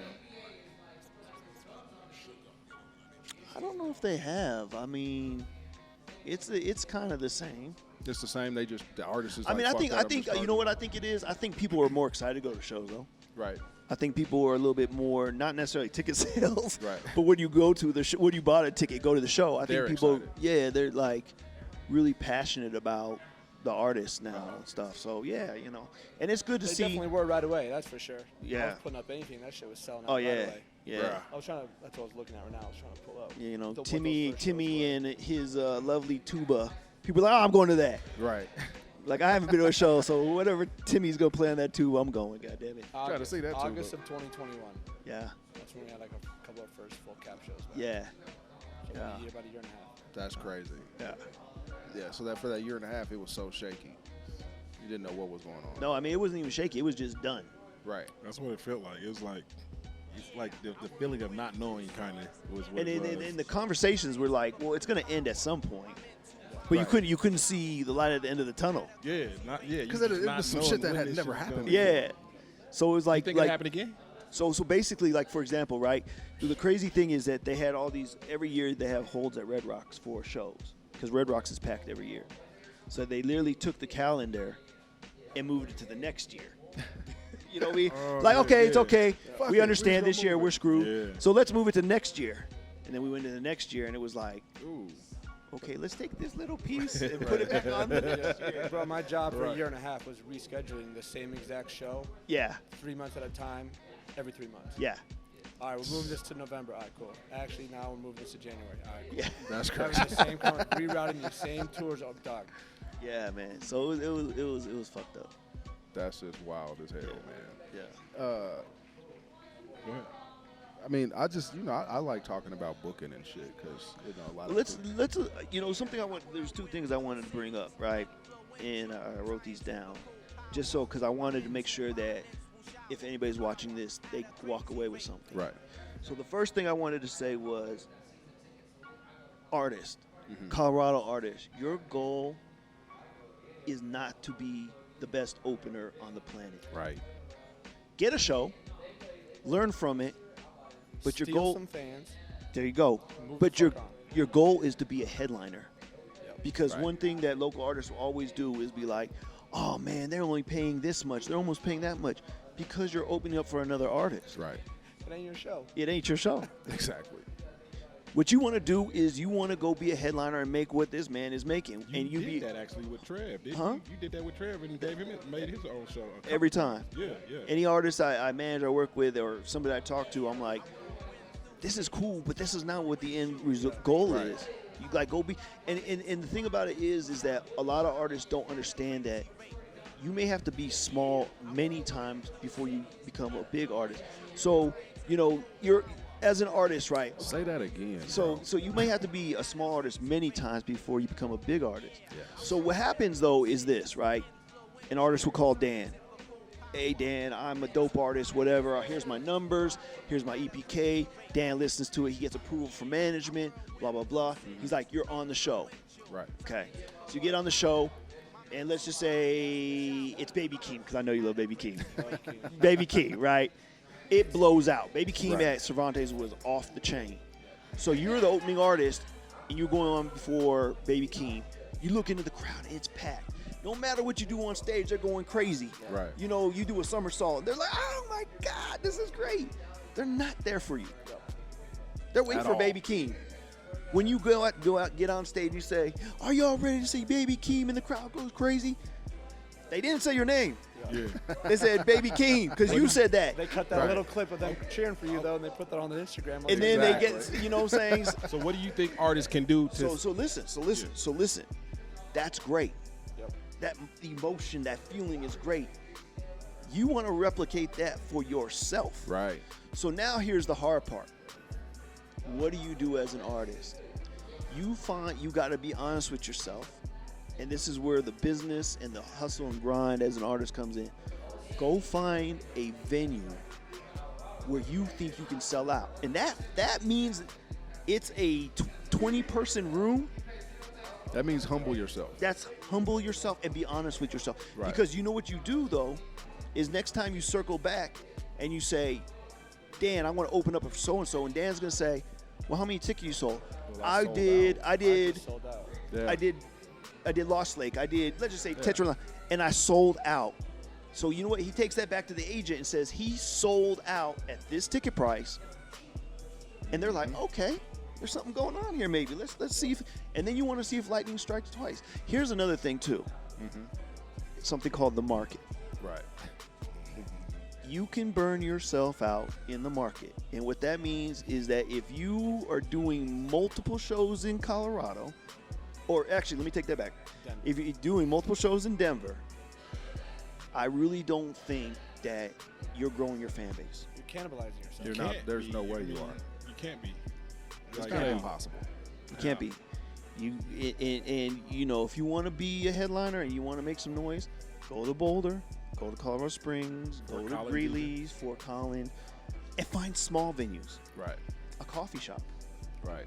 No, I'm serious. No, real shit. Yeah. I think a lot of times artists, like you say, they want to be big. They think they're bigger than what they are, and they'll go out and fucking book the Bluebird or some shit. Yeah. Like, dog, you can't fucking fill the Bluebird. Like you said, go book a coffee shop first. Then from there, go to Lost Lake, or then from there, go to Larimer, and then you know what I'm saying? Like, Your know, in this day and age, you want to create FOMO, fear of missing out. Right. So if you go and you sell out a small venue, and it looks packed, and you have things, and people are like, "Damn, I should have went." Exactly. Exclusive. Yeah. Exactly. And then you know what? In a couple months, not next week, not next month, but a couple months, maybe 6 months, go and play it again. And see if what lightning strike twice. Release some new music. You know what I'm saying? Make sure your social media is on point, and you come back and you do that. Right. You know. When what I'm saying, what I wanted to ask was, how do you feel artists can steal fans? Like when they got the opportunity to open up for Baby Keem. What do you think? What do you think? Number one thing or a few things that an artist can do? Just say your name. Say your name. You would be shocked the amount of people don't even say their own fucking name on stage. It's facts. I used to say my name all the time. after every you gonna know me, every goddammit. 2-3 songs. Mm-hmm. Just keep saying your name. What's up? I'm Swall from Denver. So nice to be here with y'all. Yeah, right. Constantly giving out your information. Bro, they don't give a fuck about you. Right. Respectfully. True that. Right? But you have a finite, you have 15 minutes where they have to listen to you, whatever you say. Yeah. What are you going to do with it? You got 15 minutes. Make them remember you. Hey, I got free merch I'm passing out. All you got to do is follow me on Instagram. Some kind of, right. Tell me you're at the show. Tell me you're having fun. I used to manage an act, bro. We did that all the time. All the time. Gained 600, 700 new fans a night. We'd be playing at the Ogden First Bank Center, opening up. And that's Follow us on Twitter. Follow us on Instagram. Because there's not one thing that's guaranteed anymore that's going to make you blow up. I mean, yes, and that's the problem is that we do see some individuals have, luck of the draw and, one song, Glorilla, Ice Spice. Right. But I'm sure if you listen to their backstory, it was a long process. A lot of failures before. Actually, let me take that back. I did. I saw Ice Spice numbers streaming, and they said that before her song blew up, she had 734 streaming followers listen to her stream. 734 a month. That's wild. She has 1.5 million a month now. Yeah. That's crazy. That's lovely. Label. Like that's crazy. Machine, level. I mean, it's just you just never know what's going to happen. What's so gonna be that one, huh? I mean, that's all it takes. But Usually these days. That's someone to label with a good eye early on, picking her out, molding her into what they need her to be, respectfully. Well, I mean, I think some of it was definitely her own. The song caught fire, and then the label kind of took her. And that song was fire first. It was pushed through the label. Yeah. So she was dope in and of herself. Someone saw a twinkle in her. Right? Yeah. And then pulled her out, put her in a position where she was able to then lead that the label project. seen that got them streams from that song. They was like, you know what? We're going to make a couple more singles. So this question is for both y'all, as a matter of fact, since y'all talent buyers. So say y'all feel that this person's going to do good here, and they come and totally bomb. Is that on the talent buyer, or that's on y'all listening to other people or the venue? Like or, who? Explain that again. Like, so say they wanted to bring somebody out here. Who? The talent buyer. Okay. You know what I mean? So they go and get this person, whatever, and the show don't do good. Who's held accountable for that? The venue, the promoter, or just the venue? I mean, it's our money. We lost it to us. We lost our money. Well, according to the choir out there, it's always the promoter's fault. God damn it! Yeah. Everything's the promoter's Everything's fault. Oh, I didn't know about it. I didn't know this. The acts. Well, if the promoter was so as the talent buyer, y'all don't get no backlash. Yeah, I mean, absolutely. Y'all get backlash from the inside, not from really the outside. Well, I mean, they don't. The artist doesn't care because we paid them their bag. Yeah. Right. They came through. We paid them 10 racks, and they sold 200 tickets. We took a bath, but they're on the way to the next city, getting up the next check. Yeah, and the consumer doesn't care because they don't know that. Yeah, they don't know. We booked it. They care about him. Yeah, that's what I'm saying. So y'all don't get no real backlash at all. Oh no! I mean, from bosses and shit, from people. You know what I'm saying? And y'all don't lose at all either, right? I mean, money. Y'all lose money as well. Hell yeah. Yeah. Because I thought y'all get y'all's money like whenever y'all get y'all's money out of what y'all do, out of the money that you pay the artist. Well, when you paying the artist, we need $10,000 for this, your money's included in that $10,000. I mean, that's a great point. So real yours quick. come after. So Go ahead, paying an artist is just one part of the money that a promoter puts out. I Right. mean, let's just say you jumped up tomorrow, bro, and we had to pay you $10,000 to play Cervantes, right? Yeah. That'd be dope, Bob. Cost me $5,000 to open the room. Right. I got security, I got staff, I got rent, I got insurance. I just thought that y'all got paid different. See, I think If that so. makes There's sense. I believe probably everything's structured the different. word promoter and the word talent buyer have kind of convalesced into a single word. Yeah. But they're kind of two different things. There are a lot of different words, promoters. So you can have a third-party promoter who rents Cervantes from me. They book their own show. Yep. I'm completely off it, right? And he's a promoter. He's promoting a show. He booked a show at my venue. I'm a talent buyer. I work for Cervantes. Cervantes pays my salary. I play with Cervantes' money. They trust me to book shows that's going to make them money, right? And then I have a P&L or profit and loss sheet at the end of the year. Hey, this is what you've done. This is what you haven't, right? So it's all tracked. Clearly, out. you've been doing something right. You're on 13. Right. You're 13. But so the word promoter, sometimes people confuse or call a talent buyer, but also as a talent buyer, I hire promoters, sub-promoters. We do it with 3 Deep a lot. Incredible reputation. People look for them for shows. So what do? Hey, Swa, I got XYZ coming to town. Can you help me promote this show? I'm hiring him as a promoter. But then also, Swa, promoter, books his own shows, right? Where he's the pseudo talent buyer, but he's renting a venue from somewhere. So the word talent buyer, promoter, it's kind of confused in and out, and that's why, Bobby, it makes sense when you're like, well, I thought that was your ass that you guys were using. But no, I'm not a third-party promoter. I'm playing with my company's money. But essentially, but when people get mad, they're still getting mad at Francois. But it's still Francois. But it's still Francois. He hires Francois so everybody can get mad at him pretty much. All day, every day. I was just wondering because I thought y'all had y'all's percentage in it. So say the I artist think wanted everything the is structured different. Y'all add a little extra on there. It's like playing the middleman. You know what I mean? You're going to add some extras. You can't just come get something from me and I don't put my extras on it. I mean, you're kind of getting into the weeds a bit. There is, yes. I mean, if you own a construction company, right, you're gonna fix someone's fence. You're gonna cost them for materials, but then also you're gonna, damn, that's loud. What am I saying? Yeah, Okay. no, that you're gonna add on, right, your time, and what your fee is, right? So yeah, we have fees built in for our promoters and for our talent buyers, yes. But as far as like a show going crazy, I mean, it affects us end of year. Right. So yeah, I mean, and just to expand on that a little bit, don't forget that there's the talent buyer / promoter. Wherever that falls, there's an agent, and then there's management. So that's kind of how the process goes, to be very clear about things. It's like, I think sometimes they think talent buyers and promoters do everything. So basically, like if we were gonna buy a show, we'd contact an agent, which is, I guess you want to call the middleman. Right. The agent calls the manager and says, hey, Cervantes wants to book, let's go back to Baby King. You know what I'm saying? And they have an offer for you. You send an offer to the agent. It says, we want to book Baby King for $10,000 on this date, and is he available? Right. He goes to the management, and management looks at his calendar, says, okay, is Baby King doing shows for $10,000, or is he getting them for $30,000, or whatever?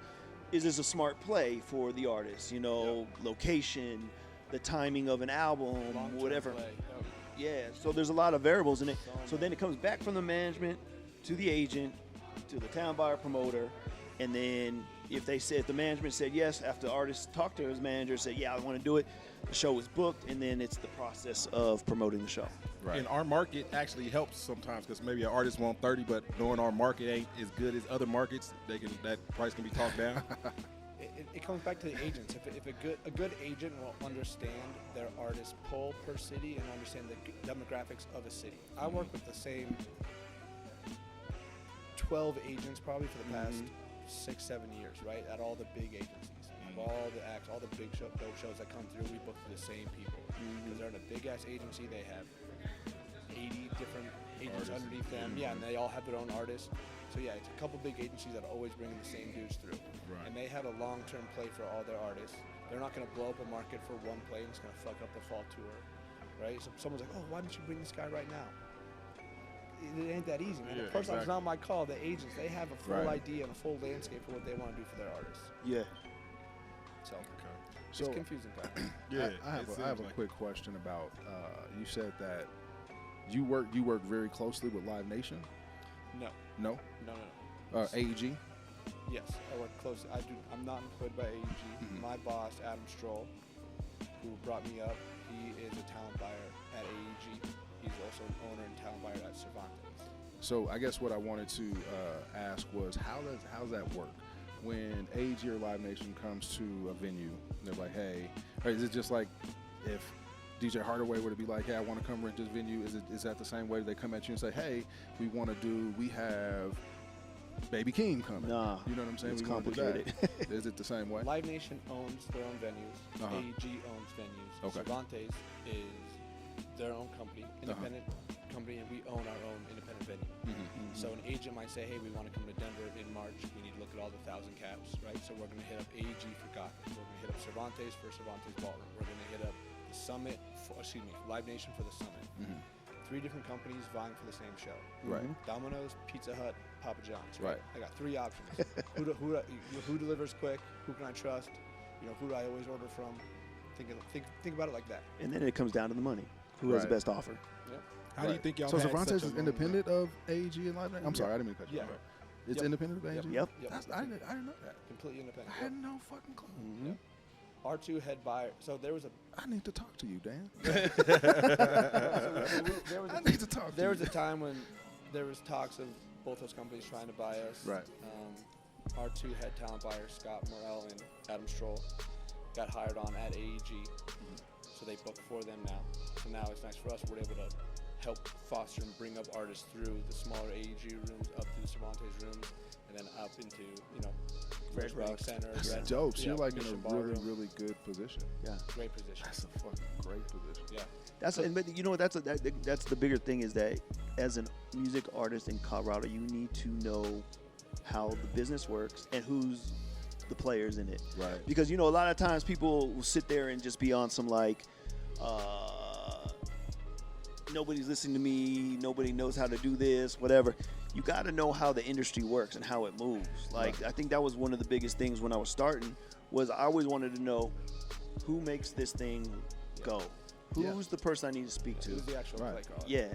And then once you start meeting those people and you introduce yourself with a relationship, you create a relationship and then it just grows. Exactly. And then, and that's one thing also is I think that this generation, or maybe just artists in general, they forget that they can talk to any of us. I want people to call and ask questions about things. Email me. Just email me. Just email me. Email Dan. Email Dan. Don't call me. Nah. I mean, do you think that artists are intimidated though to come up to you? Hell yeah. Yes. I do. Yes. But I also think that they forget that social media and technology, that if they send you an email, that's all they've done. They just press send, and there needs to be some sort of follow-up. Go meet these people. Come shake a hand.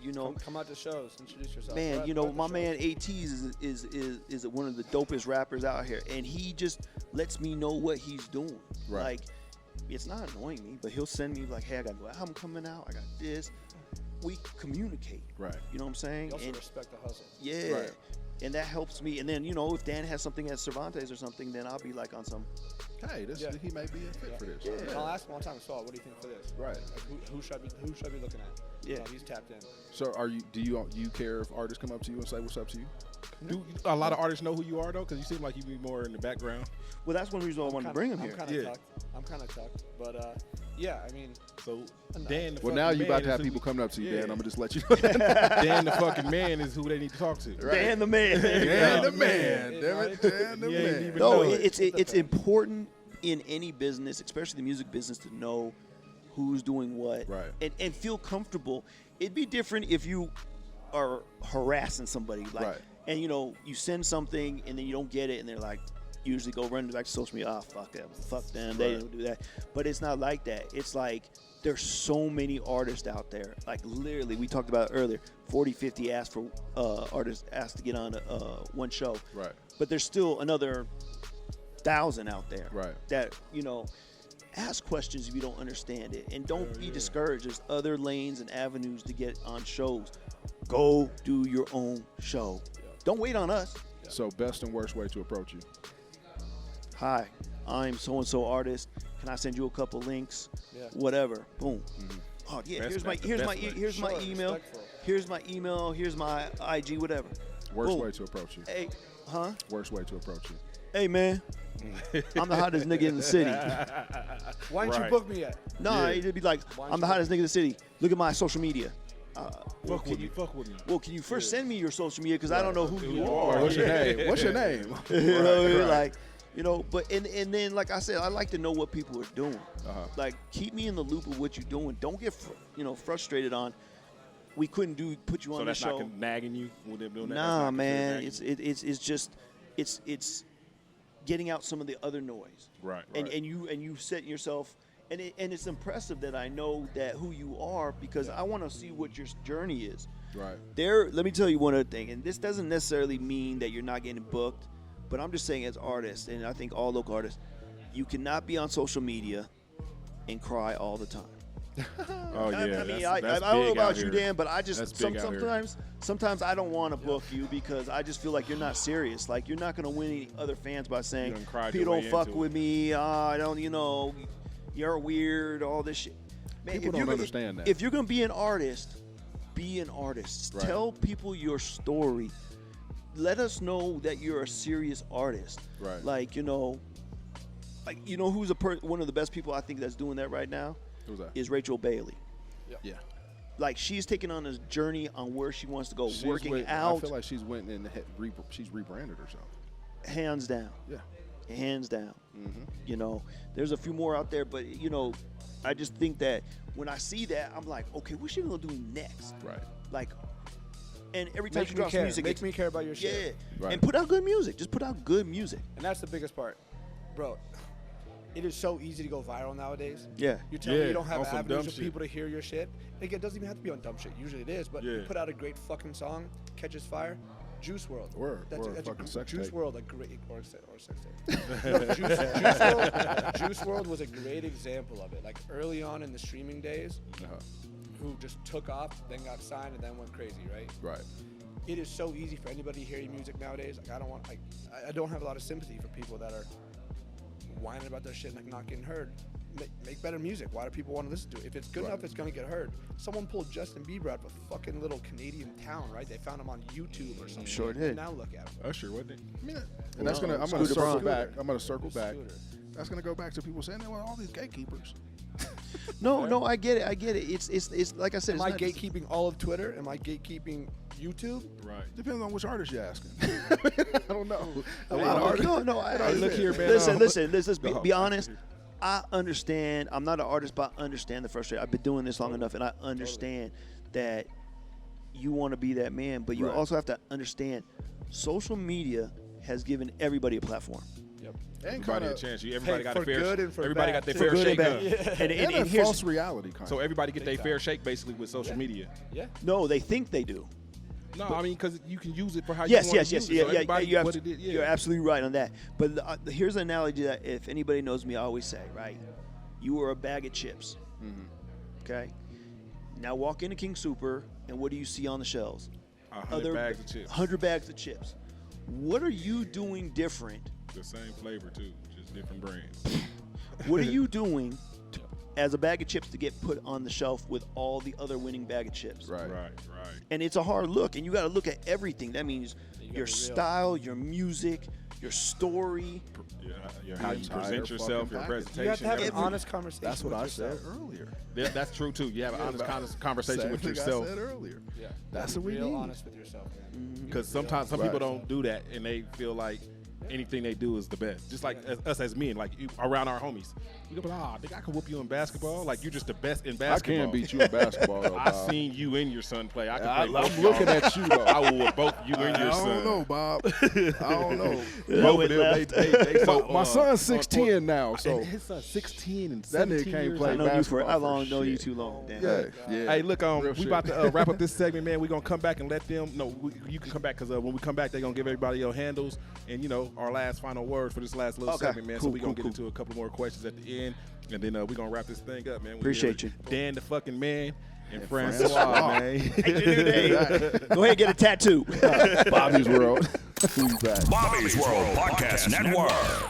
Wait, did they really just say that? Yeah, we The best back. conversations do be off. I'm sorry, damn. we See, ain't look how even- you be. We back, man. I forgot you pressed the Goddamn, button. Bob. We back, man. The best conversations, The man. best conversations be off air. Like, it's crazy we don't catch it on air and shit. The best fights too, right? When Bob was about to fight on air too, that was crazy. Hey, that's another question too. Oh shit, here we go. How do you feel about the up and coming promoters and shit? You know what I mean? Do you ever lend out a helping hand to them? Give them Anytime feedback, anybody needs it, advice? like I think Because again, they look up to you, the OG of the city, I especially appreciate when it. it I comes to appreciate that. it. No, I'm excited when there's new vibes, new talent in there because I know it's not easy. I mean, Right. it's just not easy. Whatever you doing, I've done it a couple times, and I've lost money. I've done that. You name it. So anybody that's doing it, like Bank Teller, Eric Harris, and all them, KT Smoots, the Scatter guys, Squizzy Cook, Kevin. I love that. I love it because it gives us something to do. Right. So it's never like no funk. No, it's never like I mean, I think the only time I get a little is bit when they cocky. Huh? And when they get real cocky about themselves. Nah, cockiness is good because that means you believe in yourself. It's just when people start kind of copying the events that you've done, same names, and then just don't know you, but they just be like, he a dick or whatever. You know what I'm saying? Yeah. But other than that, I mean, this is So that brings me into something that was said. Shit. Did I just walk into that, guys? Did I just walk into that? Fuck, we was doing so good. Doing great. I knew it was coming. Something's coming. Something's coming. So, What is it? when we had Eric on the show, Yeah. he had mentioned this. We were talking about the same thing, and he was talking about how people throw the same type of events and all this type of thing, right? Mm-hmm. So we had got into this. We had got into a discussion about him copying events. We had mentioned like, yo, okay, well, you've thrown the same type of events as other people as well. Mm-hmm. So his defense was, well, that's okay as long as the production is better. Do you agree? I'm not sure I understand. So the okay, so question. say you throw a chicken and waffles brunch. Yeah.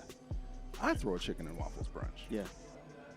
But my production is better than yours. It's okay that I copied you because my production is better. Well, I think what it is, in my opinion, I don't think anybody owns some of these, the white parties or anything stuff. But if you ask me about the white party, I have a whole different mindset why we did that. Who y'all bringing this year?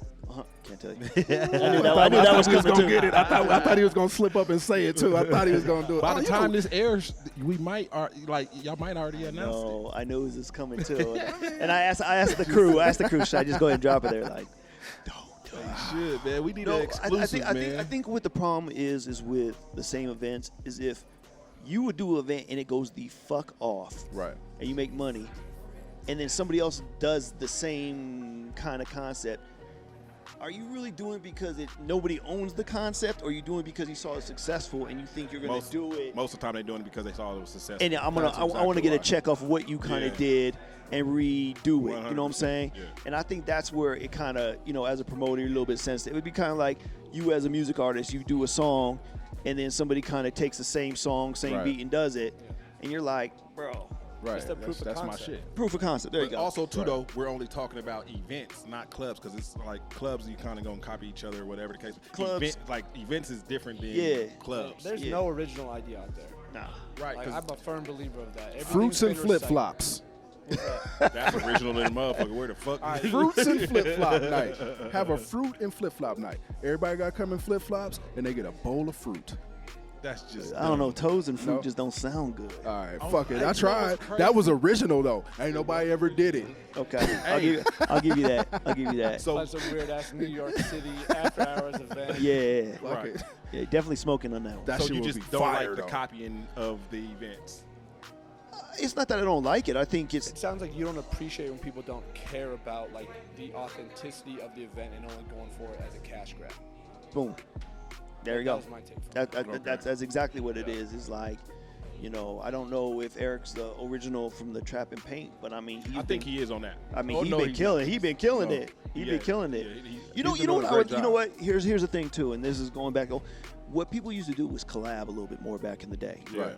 So you didn't have so much competition. If somebody was like, and that's what the kind of going to the white party was. Is like, you're not gonna make the money we probably make on the white party, but I don't want you to lose money. We brought that up as well. Doing the same thing. So if you can come in and make a little bit of money and have a good time, and we try to accommodate, it makes more sense on one night a year.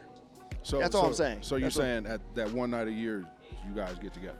I And we try to all get do. as many DJs, as many promoters, influencers, You do. and whether it's just giving you tickets and you say, hey, take these tickets, sell as whatever price, how many you want to sell, that's fine. Or we giving you more money than you've made on a flat. But let's come together for one night for the city. Nobody loses money. Right. Nobody says your event sucked. Right. But we're gonna be all at the white party and we all gonna have a good time. You know, actually, on that episode with Eric, that's the one thing he agreed on. He said that if somebody throws an event such as the white party, because there's 1,000 different white parties now. Yeah. So he said for this one night, exactly what you just said, come together and do that. You know what I mean? Because there's a million white parties. Do you feel like that for every event or just annually events? Well, I think there's just some events in Colorado that have been going so long, like that everybody should support instead of trying to. And maybe it's been my fault that we haven't really clarified of what the purpose of the white party was. But when we started the white party 20 years ago, It's the year 20. Yeah, there really wasn't. That's crazy because I'm 26. K-Roll's never been to one. Never? Me neither. What? Yeah, yo. And I ain't mad at you at that either. Labor Day weekend stuff. Usually people move. Yeah. Right. Yeah. Nah, I mean it's one time that everybody gets dressed up, looks alike, gets fly, whatever, and it's a good time. Y'all used to be real like dumb strict on it. Like, we still are, as much as we can because it's. But again, one night. No cream, no off-white, no orange stripes on your white. They was like this. Of course, it's not a. Kevin used to harass niggas about, hey, what you not gonna do? Because the thing about it is that if you let something like that slip, it's a slippery slope. And then everybody tries to get away with it and becomes give an inch, take a mile. It becomes the off-white party. It becomes the logo party. It becomes, and people don't. You know, especially I don't know if y'all ever been to one, but when the women dress up to the white party, they shut it the fuck down. Show up and show out. And you know they don't want the basic dudes you see in the club all the time looking the same. Like just dress up for one night. One year they let us. Which I had a radio station back then.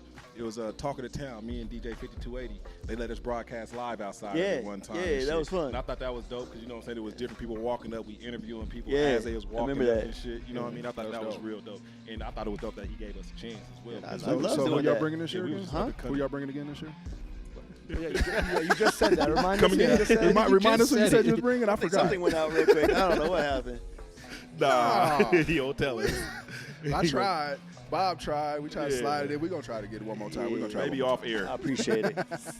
You had something that you wanted to bring up. So one thing I wanted to do is educate people on how things go. As much as people see bullshit on social media and hear about it and post about it that they don't know. And that's one thing I always loved about your reaction was that you were reacting to people that thought they knew stuff, but they didn't know anything about it. They don't know shit. And you'd call them out for that. Right. And that was my daily enjoyment. That's my favorite line on email. I know how this That shit was my works. daily enjoyment. That was my it was my daily enjoyment. You ever need me to say something to somebody, just let me know, Francois. I got you, dog. But you know what? He was like my brain speaking out loud on the concert a few promotion. things, yeah. So what I wanted to do just real quick is go through the process from start to finish on an artist. Right. Okay? And this is hopefully people will take notes and understand that if you are an artist in Colorado, anywhere, and you want to be taken seriously, this is how you do it. Please fill in where you can. So I just kind of wrote down a couple of ideas here. All right. First thing is contact the promoter. You send them an email. Emails are everywhere. Every Everywhere. website has a booking email. Everywhere. Introduce yourself. Give us everything we need to give to the agents and managers. That means 3 links. It could be Spotify, it could be Apple Music, it could be SoundCloud. Please do not send us the actual files. It blows up the email, and they're big. Send us 1 YouTube video, maybe 2 YouTube videos.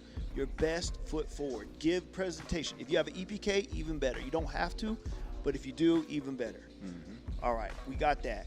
Hold on. Some people don't know what an EPK is.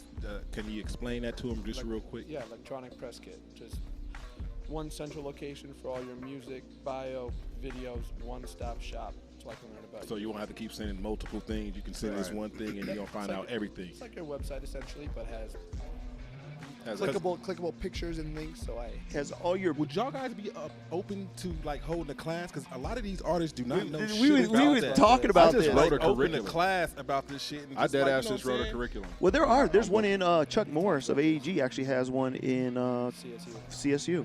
Big class. But I mean, we're not opposed to it. But yeah, we get it. I'm gonna be honest with you. That email I told you that I send everybody, that is a fucking class. Right. Yeah, it is. Bro, it takes A whole class every day. It takes like a minute to read, bro. It's fucking 6 paragraphs. Right. That outlines everything. So I don't have a ton of sympathy when people complain about it, because I already fucking laid everything out for you. Right. Which I don't have to do. I want to do. Right. I love to empower my local community. Right. Arts, music, give people a stage, whatnot. You know how I do that? I spell it the fuck out for you. Right. Right. I couldn't make it easier. That's what's up. All right, let me just keep going down this real That's quick. my class. So here's Swell's class. No, I'm gonna bounce this off of you guys. All right. So now you, as an artist, you have contacted the promoter. The promoter comes back. He has sent it to the agent manager, and they said you are on the show. Right. Okay. Now, Dan's gonna come back with the deal. Now it's either gonna be a flat deal, which means it's gonna be, hey, unfortunately, it's $150. That's what you're gonna get open for this artist. Right. Or it's a flat plus a ticket guarantee per ticket.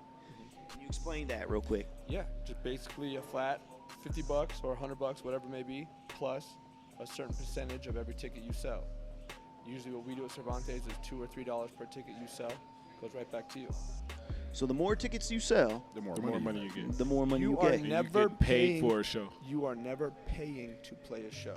How do y'all feel Oh about my that? God. I was just about to say, how do Pay y'all to feel play. about that? No, Say it fuck again, that. please. That's the most important thing. We do not. So do you would never paid- charge an artist Never. to Fuck come no, on your bro. show? Hell no. All right, thank Hell you. no. Thank you. That's Hell what no. I don't like that. So we know if we see one of those, it's not an official Cervantes. No, I've been doing it for 10 AEG, years. Live Nation, They don't- nobody does that. does But that listen shit. though, so what if- It's normally like the little nigga that's just trying. You can't control. Little You nigga can't just trying to control get a somebody bag that real quick. buys the venue for the night. So what if Correct. they're charging artists to get on Yes. there? Even though you don't agree with it, Perfect. that's just because. Perfect example. Yep. Yeah, It's so- a third-party promoter that comes and Yeah. does it. So that's on them. Correct. Even though you don't agree with that, that's just totally okay. Yeah, hey, to each their own. Yeah. I mean, there's a time and place where it makes sense. You know, I don't have the money to book this venue or book this artist, but I know it's going to be a dope night. I have an artist who wants to buy on, and that's how my business plan and how my financials were laid out. Right. That's what I got to do to make my nut. It is Right, what it is. right. Respect. Right, win their money But back. I don't have to do that, right? I'm Right. at a spot where I can give dope artists a platform and pay them for their time and their effort, right? That's what, at the end of the day, that's what it's all about. That's what they're Right. doing it for. That's Exactly, what the yeah. artist is doing it for. Yeah, and that's hell dope yeah. that you can provide that help and actually pay them instead of Yes, just. but the biggest thing people need to remember is not every show has locals, and that's the biggest disconnect and what people don't understand. And we talked about it earlier. Earlier, I am yeah. buying someone else's show. They want it as self-contained and as smooth as possible. Right. If I can put a local on, great. That's awesome. It's not guaranteed. It is Not guaranteed, yeah. And most shows Ever. don't fucking want locals. No offense. We push for it a lot, but most Understood. often, yeah. What you Okay. got for us, Francis? All right, so now you got the deal. Right. Okay. Now you got to figure out who's going to speak for your crew. Right. We need to speak to one person that's making decisions. If you're the artist and you're going to be your own manager, that's fine. If your manager is going to be the manager, make sure your manager knows what he's doing. Yeah, exactly. Okay? You don't want, okay and you don't with want 88 niggas emailing you about one. No. That one person needs to speak from the artist going forward. That's Right. where all the emails, all that As an stuff. artist, you better have That's a it. trustworthy manager that's going to be able to communicate with you effectively about what you're saying on your end and what I got to say to him, Right. and everything's understood. So now what you need to do is make sure Dan knows has all the logos, any links that they may need to put on the Cervantes website, any of that stuff, so they can build the show correctly. Right. Now, show's coming up. Usually it's about 2 weeks before the show comes up. You want to advance the show. Right. Okay, that means whoever is speaking for you is going to call Cervantes, email Dan, and Dan's going to send over to the production manager. Right. Okay, right? Yep, exactly. Okay, So they'll say, hey, how long is my set? What I need to prepare for? Great questions. Yes. We're waiting for the show to be advanced, or we've already had the show advanced from the headliner's camp.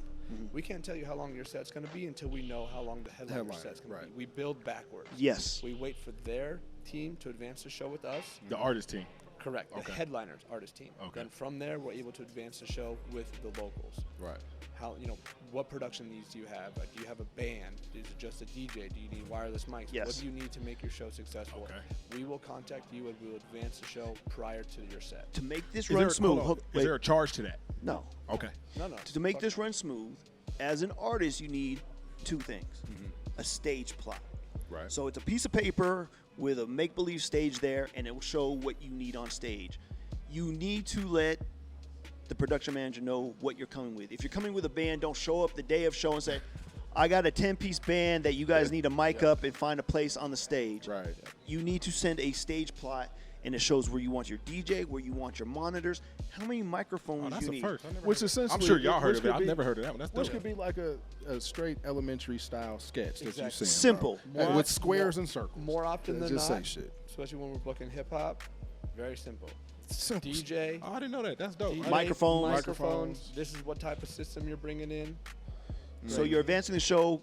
You need to ask if they're going to have their own CDJs up there, or do you need to bring your own controller? Right. You know what I mean? Like all that stuff.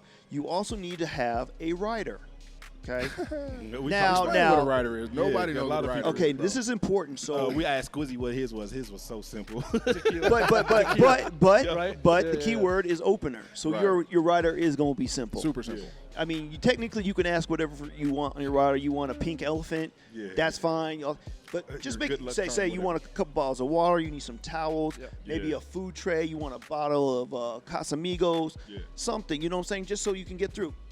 No problem. That's your writer, fellas. That's what you can. So there's is two it pieces. demand or There's two pieces of paper, two Word documents, two PDFs you need to send Dan. Is your stage plot and your writer, and he's going to send. After we've booked you, Yes, and he's going to send that to the production manager, and the production manager is going to call you, and just go over. Hey, Joe. Yeah, that's different. This is Joe.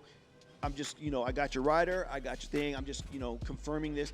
And this is the other thing is you cannot be upset if the headline act says, oh, your 20-piece band is not going to fit on the stage because I have a 20-piece band too. Yeah. You know what I'm saying? And so, and also it's like, hey, you're going to have to perform around some of our equipment. Some tape. They may tell you only have this section of the stage. That's it. You're not going to have so many lights because that's for the headline. The lights and the video wall is for the headline artist. So at least you know what you're walking into. Okay. So you advance. Flexible. Yes. Locals, be flexible. So you've advanced the show. Your manager or yourself. Now you know what you're doing. Now you show up for the show. You show up with essential personnel. Okay. Who is essential personnel, Francois? So essential personnel is not only is that my grandma? Well, hold on. Now is it my grandma?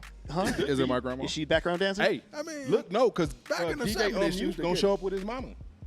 That's essential personnel. That's perfectly correct. But should she be on the guest list? Or should she be there for a load in? How do y'all dictate that? Do y'all can y'all tell the artist like no, you can't have this many people? Yes. We usually I'll set numbers. I'll say, listen, I managed a rap artist for a long time. I've been through all these venues. I know how it goes. You probably don't need more than 5-6 people. Honestly, you got you have your manager, you have the artist, you have your DJ, a photographer, and maybe a videographer. What about security? L Keys. That's why I like him now. He comes with his own security nowadays. L Keys my man. He comes with his own security nowadays. But you really don't. We have security at the venue, but if they need their own security, but that's the extra shit that you really don't need.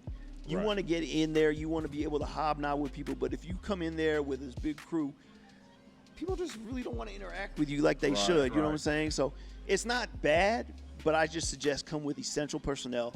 You have a guest list. Put everybody else on the guest list. Put your mom on the guest list. Free ticket. She'll come in. Right. Put your girlfriend on the guest list. Put your homie on the guest list. But essential personnel. They don't have to be there for your sound check. Right. Your Now, mom if doesn't have to be there for your sound check. mom is your manager or she's coming in doing load in and setting up your DJ equipment, then yeah, okay. That's okay. Right. But she don't need to be there. So don't come with 20 motherfuckers to this Please event don't. thinking that Please everybody's don't. got to come Never. in. Yeah, okay. Please don't. If you Everybody's do, about you're to gonna get be in. mad at me. Yeah, You'll be mad at me. You're gonna make at least 15 of them pay. Yeah, Facts. So when you walk in the building, you want to find out who's the person in charge. This is not time to kind of strut around and be like, I'm this nigga. Da, da, da, da. Yeah. The first thing most artists always say when they walk in the door, what do they say? Guest list. Yeah. What's the guest list? Yeah. Wrong thing. Yeah. Get your credentials. Right. Talk to the stage manager. Get your set times. You should already have that from in advance. Get your credentials. Make everybody in your crew has the bracelets that they need to get back and forth. Make sure they know what the set times are. What's the policy of the club? Is there in and outs? Is there not in and outs? Make sure they're aware of traffic. Please, God, tell them there's going to be traffic at 5 o'clock or 7 o'clock. So when they go that's the number one home, excuse. when they live in Aurora and they're Cervantes and they're going to go home to shower and come back, Right. they know that there's going They're to gonna be get some traffic. Right. You have the potential to miss your showtime. Yeah. That's my favorite. People go, no, I got to perform later. I'm driving through traffic. I'm like, oh, yeah, cool. Because Yeah, they- let me tell the headliner real quick whose show it Yeah, is. put his- That the local has to go on later because they're going to stuck in traffic. So essentially, those guys just don't perform. Okay, but look though, y'all know shit happens and shows Nope. but shows don't go as planned Nope. all the time. Nope. That's why So- that's why you advance it. That's what I'm saying. All these steps I'm Cut your talking variables. about is to prevent bullshit. Okay. Prevent bullshit. This is how you do it. What okay? if it's something that happened on y'all's and y'all's gonna communicate? Y'all would communicate it or something. Yeah, let of them know course. ahead of time. Yeah, shit always happens. Because some shit happens right there at the moment. Yeah. We got You know staff. what I Yeah, we got staff there. We have our So stage we're still at managers, show production day. managers. Last thing is, if you're selling tickets, when you Turn get that credentials, money in, turn that cocksucker. money before you get there. Put everybody in the group chat that was selling tickets. Be like, everybody got their ticket money. Everybody got the tickets that you didn't sell. Don't get there like, hold on, I got $10 for you right here, but I got another 30 Yeah, coming over here, exactly. and then 60 coming over there. Just keep it Just pro. come. Keep it pro. And how do you feel about artists that are like, well, I got another 5 people coming later, so can I just give you these other 5 tickets later? I mean, it's doable, but I can't tell you. I can't tell you how much it's Right. frowned upon. Right. Like, it's really looked at. You kind of look crazy. Facts. And then that's kind of blocks you from being worked with again and getting on a show. We're correct? trying to be Looks as professional. unprofessional. And also, we've been through it. We know how it goes. We know Right. that not every single person that's a fan of yours is here at the show. We Yeah, know of that some course. people aren't going to show up. Like, we've been through it. You don't got to lie to us. Right. We Just know. be I know 100. you're going to have some friends that are going to buy tickets at the door. I know it. Yeah. That's Right. the way it goes. We don't try to bullshit us. We've heard it all and we've been through it all. Just Right. be honest.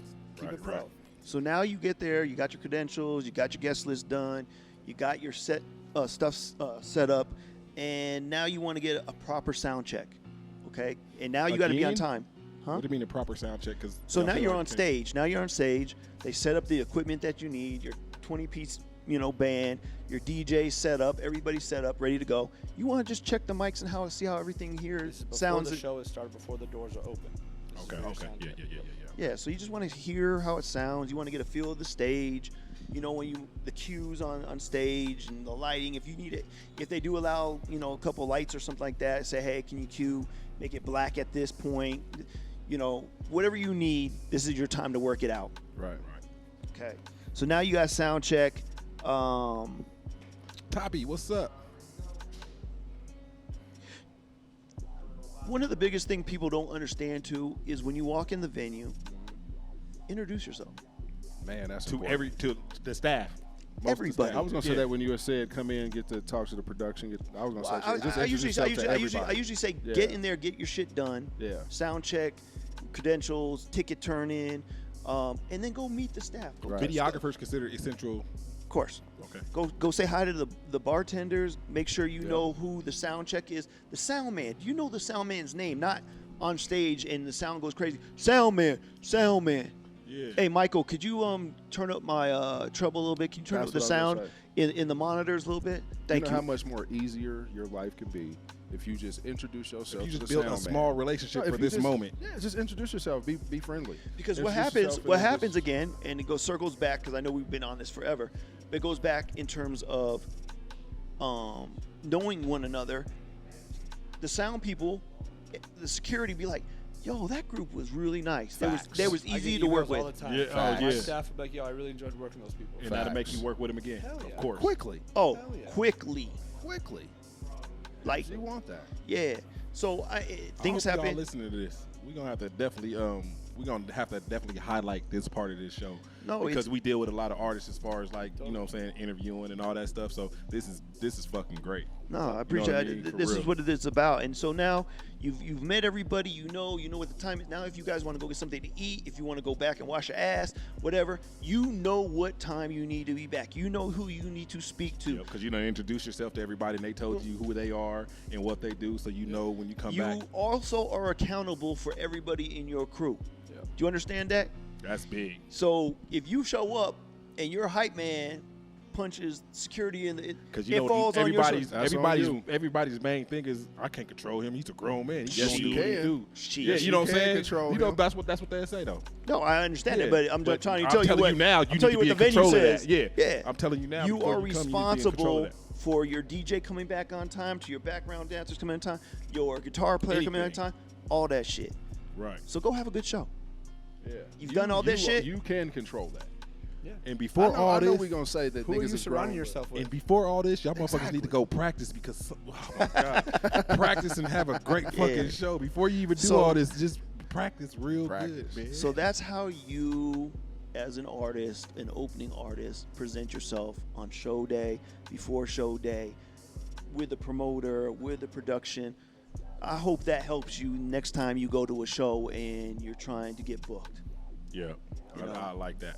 I Yeah. like that a lot. Yep. I'm glad y'all you touched on it for sure because you know some people don't do shows on as big a scale of y'all. Yep. You know what I mean? So even for people that just do little shows like people doing just shows at Jumbos or other little spots, you know what I'm Yeah. saying? Yep. Y'all should take this fucking advice and listen to everything, you know what I mean? Because even though it's a little venue and it's not a big venue like Cervantes, the Summit, or anything like that, you can still apply this.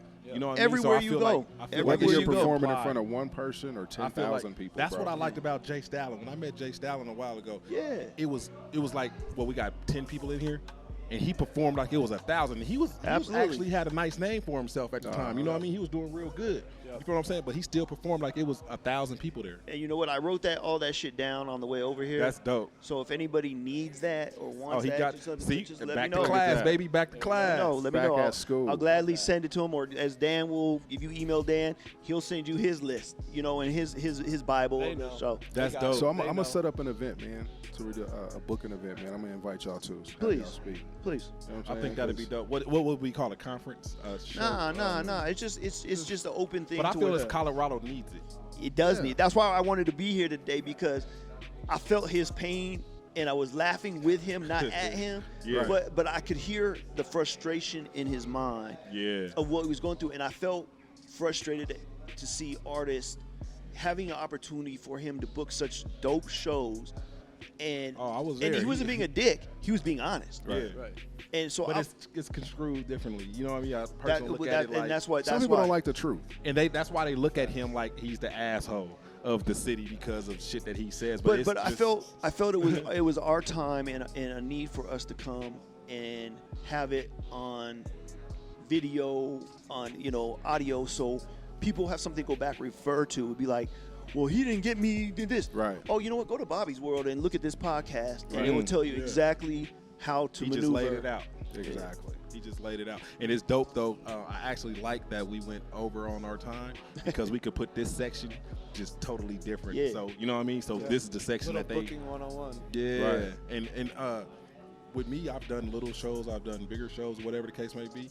And I didn't know some of this shit. I didn't know no fucking stage plot. Oh, good. You know what I mean? But that makes me feel like, I don't know, some real Yeah. shit. That makes me feel good that somebody learned something today. Yeah, I definitely did. Yeah. And you know I've done shows before. I I've know you done forever. clubs. Yeah. So I've never heard of no damn stage plot. Good. You know what I mean? Yeah, And that's yeah. dope. Facts, yep. And if Like, for if you've real. never heard about it, trust me, there's 1,000 people out people there that- that ain't never yeah. heard about Oh, that. yeah. Because Real I mean, shit. it makes sense though. Like, Yeah, right. honestly, it makes a whole lot of fucking sense. Yeah. And I've never thought of it myself. Right. Like, Right. you know what I mean? No. Little gems you pick up just being in the industry, whatever vein you're in. And that's what I be telling people too. It's kind of about who you bump shoulders with. Yep. You know what I'm saying? You may bump shoulders with somebody that you might not. He look weird, but he may be the fucking person you need to talk to. Right. Just like you wouldn't know that Dan the fucking man is who you need to talk to. Dan the man. You wouldn't notice. Look, like you'll see him. Right. You wouldn't be You're like, what? You He's see him scared. eating a burger or something. Wouldn't know, and you're an artist trying I to have come no up idea this and wouldn't motherfucker know bringing this is all the this. one Well, that let can him help finish you the out. burger first and then talk to him. Let him finish the burger first. You would never know that. So this that's is the another guy way that not to you should- approach. I got a funny Let me story finish about eating. that. Goddamn it. We were, I was going to the lobby a couple weeks back, and so I hit up Kevin. I think it was. I was like, "Hey, I'm coming through." He's like, "Cool, I'll meet you at the door." And there was a big line, and they were walking me through, like up the front, like, "Who this little bitch cutting in front of us? Who the fuck this kid?" You just hearing it? Yeah. I'm this goofy little white dude. I'm like, Yeah. whatever. I'm This shit Dan the funny. man. The Yeah. fuck? See, that's what you now when you step somewhere, you be like, I'm Dan I'm the man. Dan Who the fuck man. is you? Hey, Fuck is you? I laugh at it, You want to bro. hear something about I Dan? didn't care about that. You really the one that found Jack Harlow and brought him to Colorado first. You look like Jack Harlow a little. You could be Jack's No, brother. no. For real though? That's my boy. Like Oh, that's dope. they real life best friend. But the thing about it is that he brought Jack Harlow from the small shows to the big shows. Like he's responsible for helped. Jack Harlow. That's dope. Oh shit! Nobody buddy would of never mine. thought. Cause where's he from? Where's Jack Harlow from? Cali? Louisville. Where's? Kentucky. Oh, Louisville. I Yeah, love yeah, Kentucky. yeah. Kentucky. Boy, I love. Yeah, Kentucky. I was a big fan of Especially him. I Louisville. guess like mixtapes early on, and so I hit up his agent. I was like, "Yo, I think this kid's gonna be a fucking star." I was like, "What do we gotta do to get him out here?" We went back and forth for a while. Paid him way too much money. Came out here, lost a bunch of money on How it. did you meet him? Through the show. Just through the show. Okay. What was the first venue he played? Other side, Cervantes' other side. Oh, we wow. sold like 150 tickets. First time he Oh, came fuck here. no, Oh, not even wow. close. And Not now even he he can't fit in Some motherfuckers Cervantes. doing Red Rocks and shit, bro. Yeah, he can't fit in close. Cervantes. He's on the moon, dog. Yeah. He's on the moon. Yeah, and he just did the White Man Can't Jump too, and did a damn good job. Oh, But that's that's a cool part about my job, though, is I'm able to establish these relationships early on with these artists. Because again, I'm on the national side, right? So in the fact that I Right. got tours coming through nonstop, but being able to build these artists from Larimer Lounge, which AEG runs, up through Red Rocks, right? But bring them through the Cervantes clubs, or having a lot of people's first plays are at Cervantes. Watch them go from the other side, then the ballroom, and then we'll push them up through the Ogden, the Mission, right? So that's the cool part about the job is watching that artist journey. so you just worked with him and you liked him, so that's Yeah. what made you want to build him better. was a Have you fan. done that with any other artists? Like Oh, my you've gosh. been trying to do it with any other artists? Yeah, I mean, that's probably, tons. I mean, I don't want to sound like a dick, but Yeah, I mean, yeah. I know I know a lot of these guys really well. I know their managers real well. I know their agents real well. I know the people themselves, the artists themselves. Cool part about my job, I'm in there for one night. I'm in there for one good night, right? Yeah. We party, we have fun. They're off to the next city. But y'all do a lot They of. don't get sick of me. But It's the only thing for a about that couple too is hours. though, y'all build like through all the emails and text messages, y'all build a relationship that way yeah. before you even actually meet them. Man, you know what I mean? My road was so easy because of Adam Stroll. If we can ever get Stroll on this podcast, fucking legend. I would love to hear it.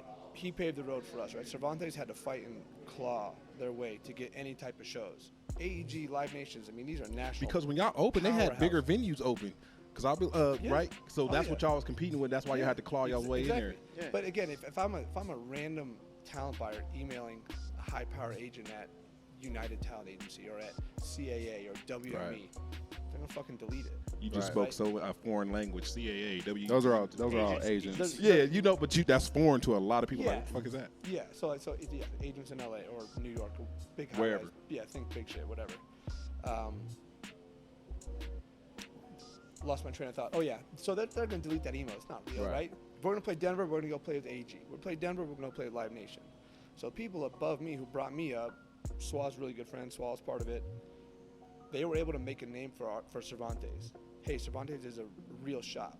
Good people, good shows come through here. We're reliable. We treat your artists well. You don't have to take that bag from Live Nation. You can come take a bag from us instead, right? Even though they're playing Live Nation. He's giving. You venues- hear that? He said, "Take a bag from us." He's giving away a bag. Y'all ain't even like But catching I'm, on. You but know I'm what I'm saying saying? you had to have those relationships that Y'all they ain't wanted catching to come. on. Oh, you You said waiting on bag. something, huh? No, he said bag. He ran over here. Oh, But I'm that's saying DJ back to Hardaway, this, man. Back to this independent shit, bro. You had to make sure these guys fucked with you enough to come back to you. right. The big shops, they don't gotta do that. They're gonna get the shows regardless. It doesn't matter. Right. So Stroll, again, my mentor, put that in my head early on. Like, you make this night. They remember you. They remember the Cervantes. They want to come back here. You treat them well. Relationships. It's too easy for them to go take a bag somewhere else. So is it like, do you feel like sometimes you go far and beyond over? Oh, my God, yeah. But you doing it for? I'll be out like 4 a.m. in Shotgun Willie's, and my wife's like, "Damn, where the fuck are you?" I'm like, "Babe." Right. You know what I'm doing. How long you been married? Year and a half. Year and a half. So is it kind of new to her? No, we've been together for 10 years. Oh, okay. Yeah, so okay. she met me before I started even working in the music industry at all. Okay, so she so understands I can trust a lot. her. So I can trust her. No, yeah, so she understands a lot of what you got going on. My wife's cool as shit. She doesn't She care knew about you none before of it, you bro. was Dan the That's man. right. She don't give a fuck about none of this, bro. She doesn't gotta be seen. She doesn't want to pop out. She'll Right. come to shows she likes, but besides that, she's talked. Oh, and I know she gets the privilege of, you know. Yeah, oh, she's coming. Yeah. She knew him when he was just Danny. She go, yeah. When I was Daniel. Yeah. When I was Daniel. Yeah. Now that you Dan the fucking man. Now you Dan the man. Shit. What about you married? Huh? You married? No. No. Relationship? Oh Okay. yeah, I'm engaged though. Oh, yeah. Congratulations, man. Yeah. When you get married?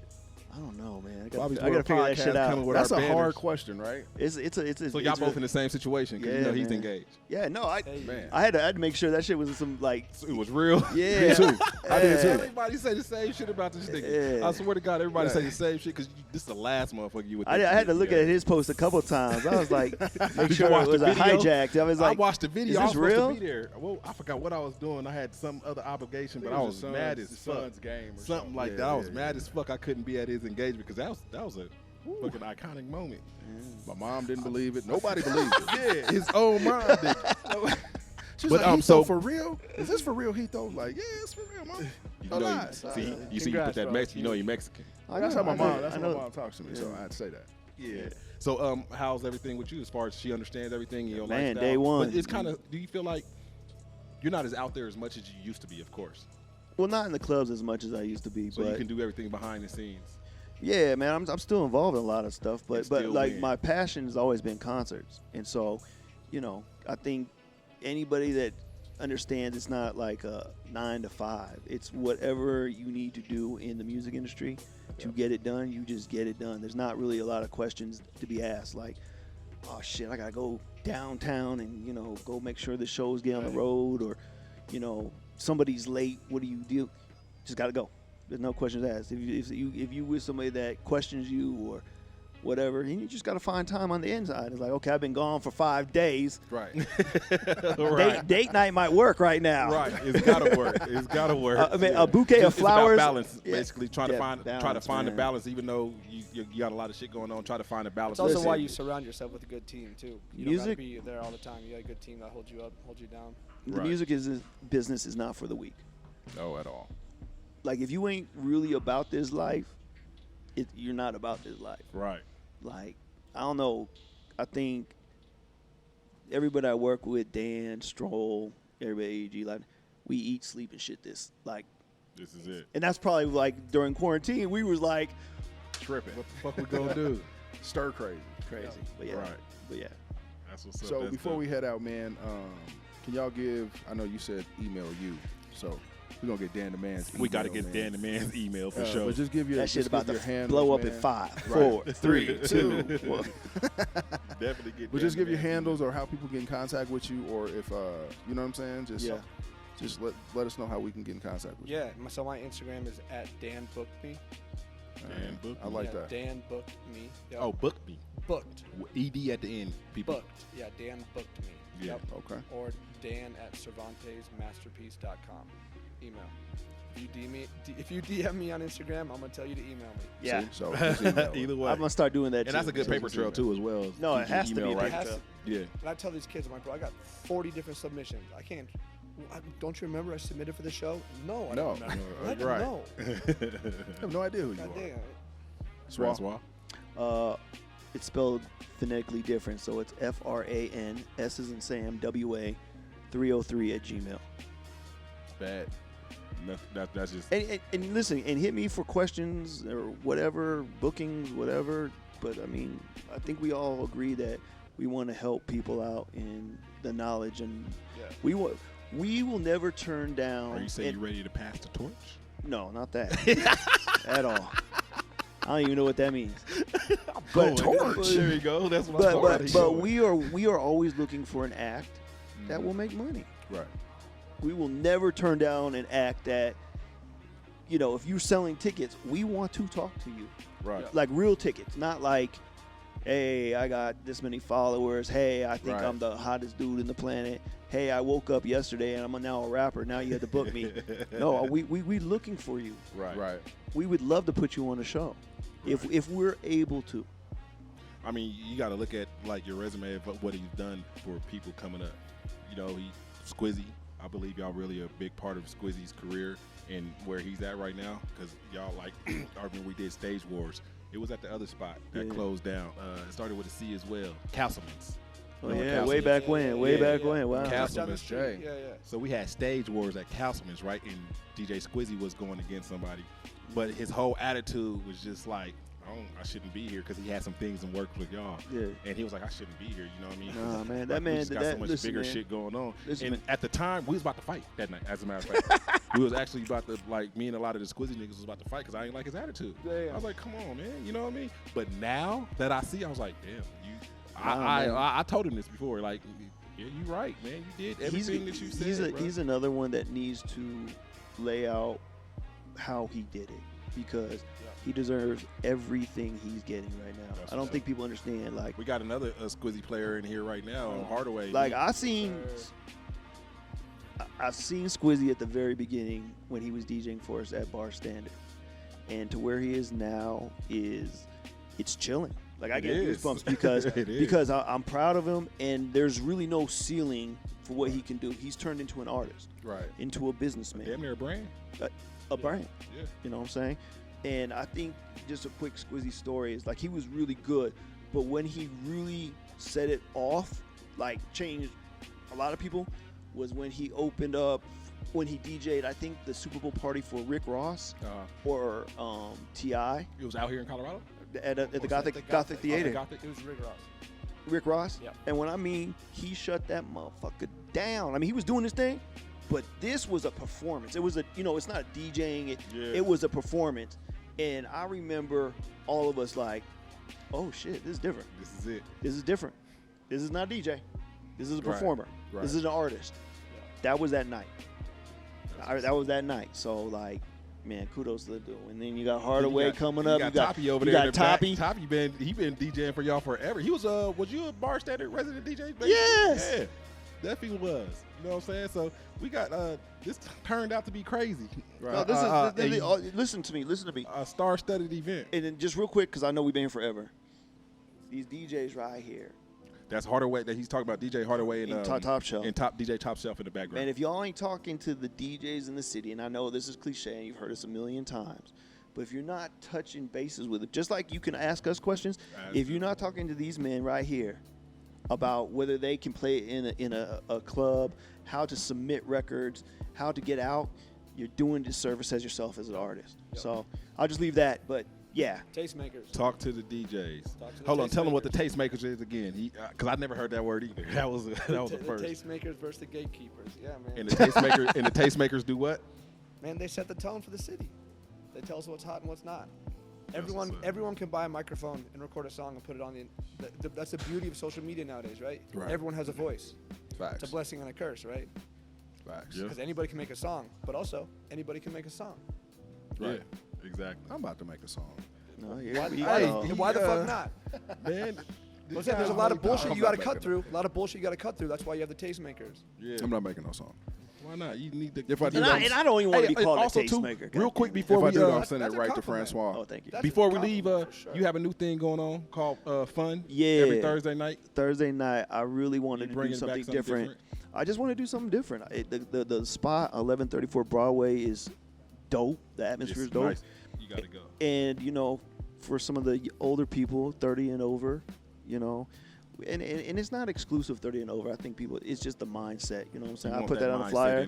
It's like we just need something different. You know, it's a lounge, and we play music that we don't really do bottle service because we want to have people interact with each other and have a good time like we used to. The dopest part to me of it is y'all do reverse brunch. Yeah. So they serve brunch at the club hours though. You know what I mean? So it's reverse brunch. That's dope.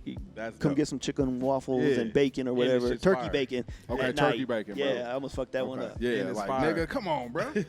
Come on. Nah, come have a so drink. it's called Fun 1134 Broadway. Yeah, Thursday nights. Come down and have a good Bobby's time. World would be hosting one day. Let's do it. One of these times. I would love for y'all to We come gonna over do there. it. We with it. We with it. Hell yeah. Talk I can about do 30 and up, bro. Talk about the club life. I can Y'all do 30 been and up. because y'all niggas have been to every club I can think of from Yeah. way back when. Yeah. Shit, What were we you had telling no me the other night? choice. Mecca? Yeah. Yeah. Ain't that where you got your start? No, I it was remember before Mecca. that. Was it before Mecca? Oh, I thought yeah. Mecca was where y'all really got y'all start at. It was Well, before Mecca? maybe club wise. Uh-huh. But I mean, we was doing parties all over Bowler, and I was getting arrested everywhere. Oh, and shit. okay. But Mecca Mecca, was, I remember and just so Mecca. Mecca, Yeah. Mecca was didn't have any alcohol in it, and it went till 5 a.m. in Boulder. And Yeah. ask him at the end when it's cleanup time how many alcohol bottles he saw in the motherfucker. That shit was like a fucking liquor store. How the hell y'all get all this, like big ass bottles of Henny, In there. and what is it, the 750s of Yeah. vodka, and we pat everybody down. How'd y'all get it in there? Hey, Good Coochie's is time, big. good time. Fine. Good time. Coochie's, this nigga's But crazy. yeah, He we've said, been on, Coochie's we've is been, big this as on, we've hell. been on. Y'all got a lot of editing, man. Y'all, Hey, we've been it's on all this- right, man. But we definitely appreciate y'all, man. Real quick before we go, Francois said, who's at the white party? Who said what? How come every time he said my headphones, but what did you say?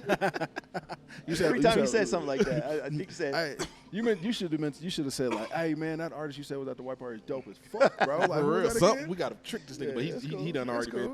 But Right. real quick, I They just want tested it to out.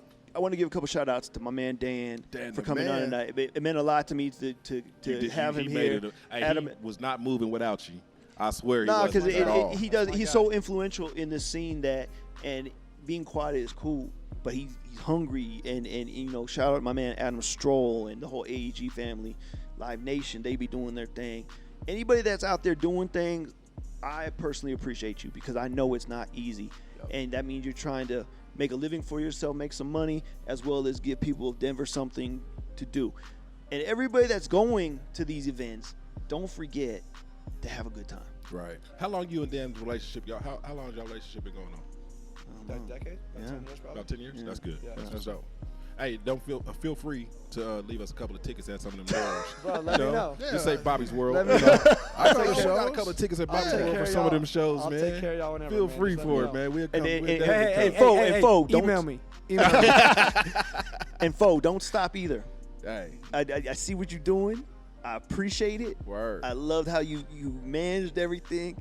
Keep the comments coming. Keep giving people All right. opportunities, man. I really appreciate I you, bro. appreciate you, bro. Hey, Thanks, yeah. bro. He's a different boy.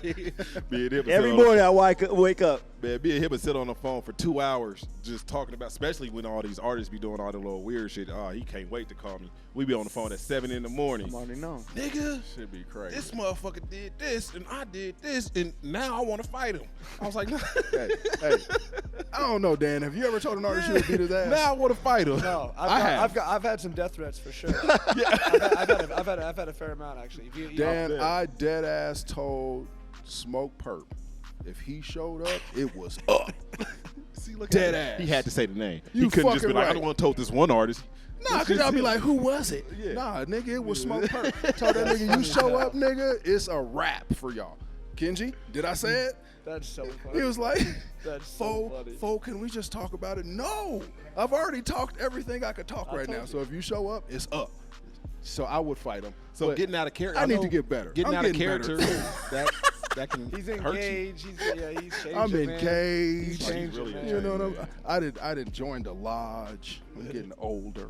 He did. Congratulations saying? on that too. You just Yeah, graduated. I'm doing All better. right, man. We about to get out of here, man. This is Bobby's World. We appreciate y'all for coming for through, having man. us. Yeah, Nice man, it was to a meet pleasure. you, man. For Yeah, real, likewise. for real. And Likewise. we've learned a lot. I hope you artists, whoever watched this episode, Yeah. We y'all gonna really- get them notes from you too. We gonna put them Yeah. in the, Absolutely, the please. YouTube link. Yep, We gonna need put them in to. YouTube. We really need to. Y'all artists, whoever listened to this, whoever watched this, y'all really need to like take heed to it and listen to everything that y'all was saying, especially in Yeah. this last segment part. You know what I mean? Because you gave away a Especially lot the of whole part, because there's a lot of shit that y'all need to listen to this whole fucking way through. Yeah. There's a lot of shit. You Hey, most entitled of the artists, motherfuckers. we've been through it.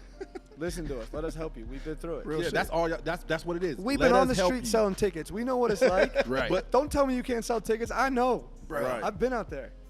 But a lot of artists, they feel like, I don't know why, they kind of feel like they don't need help or they don't like listen. Like when you offer help, it's like a spit in their face It's to them not kind of cool. like. It's not cool. Yeah, it's like a spit in the face. Nothing's I've cool never been nowadays. a person that didn't want help. Yeah, I always want help.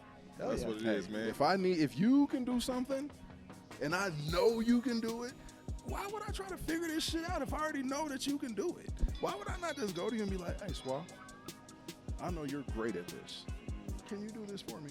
Or what Because will it take because for it you? ain't cool. People don't like that. This shit ain't Hey, cool. you know I'm what? with you. Fuck I'm that. with you 1,000%. That's the only reason I'm where I'm at. Is I ask 100 questions. You have to. How? Why? Can I? The help? only What can dumb I do? question is one that's not asked. Hell You yeah. have to People are ask so proud questions. nowadays, man. It's a bummer. You shoot yourself in the foot. It's a Fuck bummer. that. It's a real bummer, man. I'm going to ask questions. We're gonna all get the out of time. here. We're gonna be in Dan the man's email trying to get Jack You about to Harlow. hit Dan the Soon- man up. Soon as Jack Harlow come out here for this video shoot. Soon as he hit the we east wanna- side. Yeah. No, we're gonna try to go get that interview. I gotta make sure he's our shit okay. is mobile.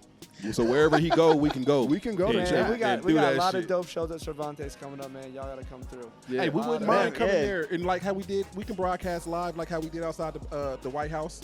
It's probably too White House. noisy. You want to White get House. Nigga, we went to the White House. The white party. Hey, that'd be cool. We absolutely should. We should Yeah, we talk can. about We'll definitely come do That'd that, be cool. man. You Was know that what I'm when saying? Biden was in there? Nah, it was when Obama was there, of course. But yeah, man, we wouldn't mind. That'd be cool. For real, I wouldn't mind working with y'all in any kind of way that we can. You know what I mean? Yeah, that'd be Appreciate dope. it. And build a good relationship. Let's do over it. there. You feel Absolutely. me? Absolutely. And, a lot of crossover. Yeah, A lot of definitely. crossover. Definitely, I would Hell love yeah. that. We would love that. We Sure, want to for just sure. make sure artists y'all understand that Francois is not scary. Y'all can approach him. at all. Nigga Right. said go and approach him. When you see Dan, he's not just some white guy eating a hot dog. Yeah. This guy's the guy. This is the one. man. It's who you Dan need- the man. it's who you Goddamn it. need to talk to. Holla at your boy, man. You got to hit him up. Like I said, Francois is not scary. This nigga rides a bike with spandex. Oh, Jesus Christ. Any nigga let's that got on go. spandex Game on a over. bike. It's over. It's been real. wanna We thank every- appreciate y'all. We appreciate y'all giving us this chance. So let's platform. No, thank you for coming, man. We Yeah, really we appreciate it. y'all, man. I It's wasn't. been great. I didn't know what it was to expect from you, why he wanted you on the show so bad, but now I fully understand why he appreciate wanted you y'all. on Thank the you. show. Thank you know for the what I'm saying? opportunity. Shout out everybody in the background. We got DJ Hardaway, DJ Top Shelf cooking them wings. I missed the wing thing. Yeah, Look, can't forget the production. As we speak. Kenji. You know what I'm saying? We got K-Roll in the back. Oh, and we got my friend here. She's a new photographer. She's doing a videographer. all that. Would you say videographer or When you move the photographer? camera like that, you know you're a videographer. That's right. All right, we out of here, man. We outta here, Bobby's man. World. Appreciate Shop. y'all. Till next week. Holla. Till I fuck it up. Bang, bang. Give a nigga break, need a Kit Kat. They big mad, been hating, that's a big fact. Cut from a different cloth, you can't stitch that. My name all in they mouth like a goddamn tic tac, boy. Why they always pressing, got them feeling pressure, boy. Soon I make a move, got they feathers ruffled, boy. This ain't close to fair, baby, check the scoreboard. And I ain't never bored, we just cooking up some more. Damn, look, niggas out here hating, ain't a sad story.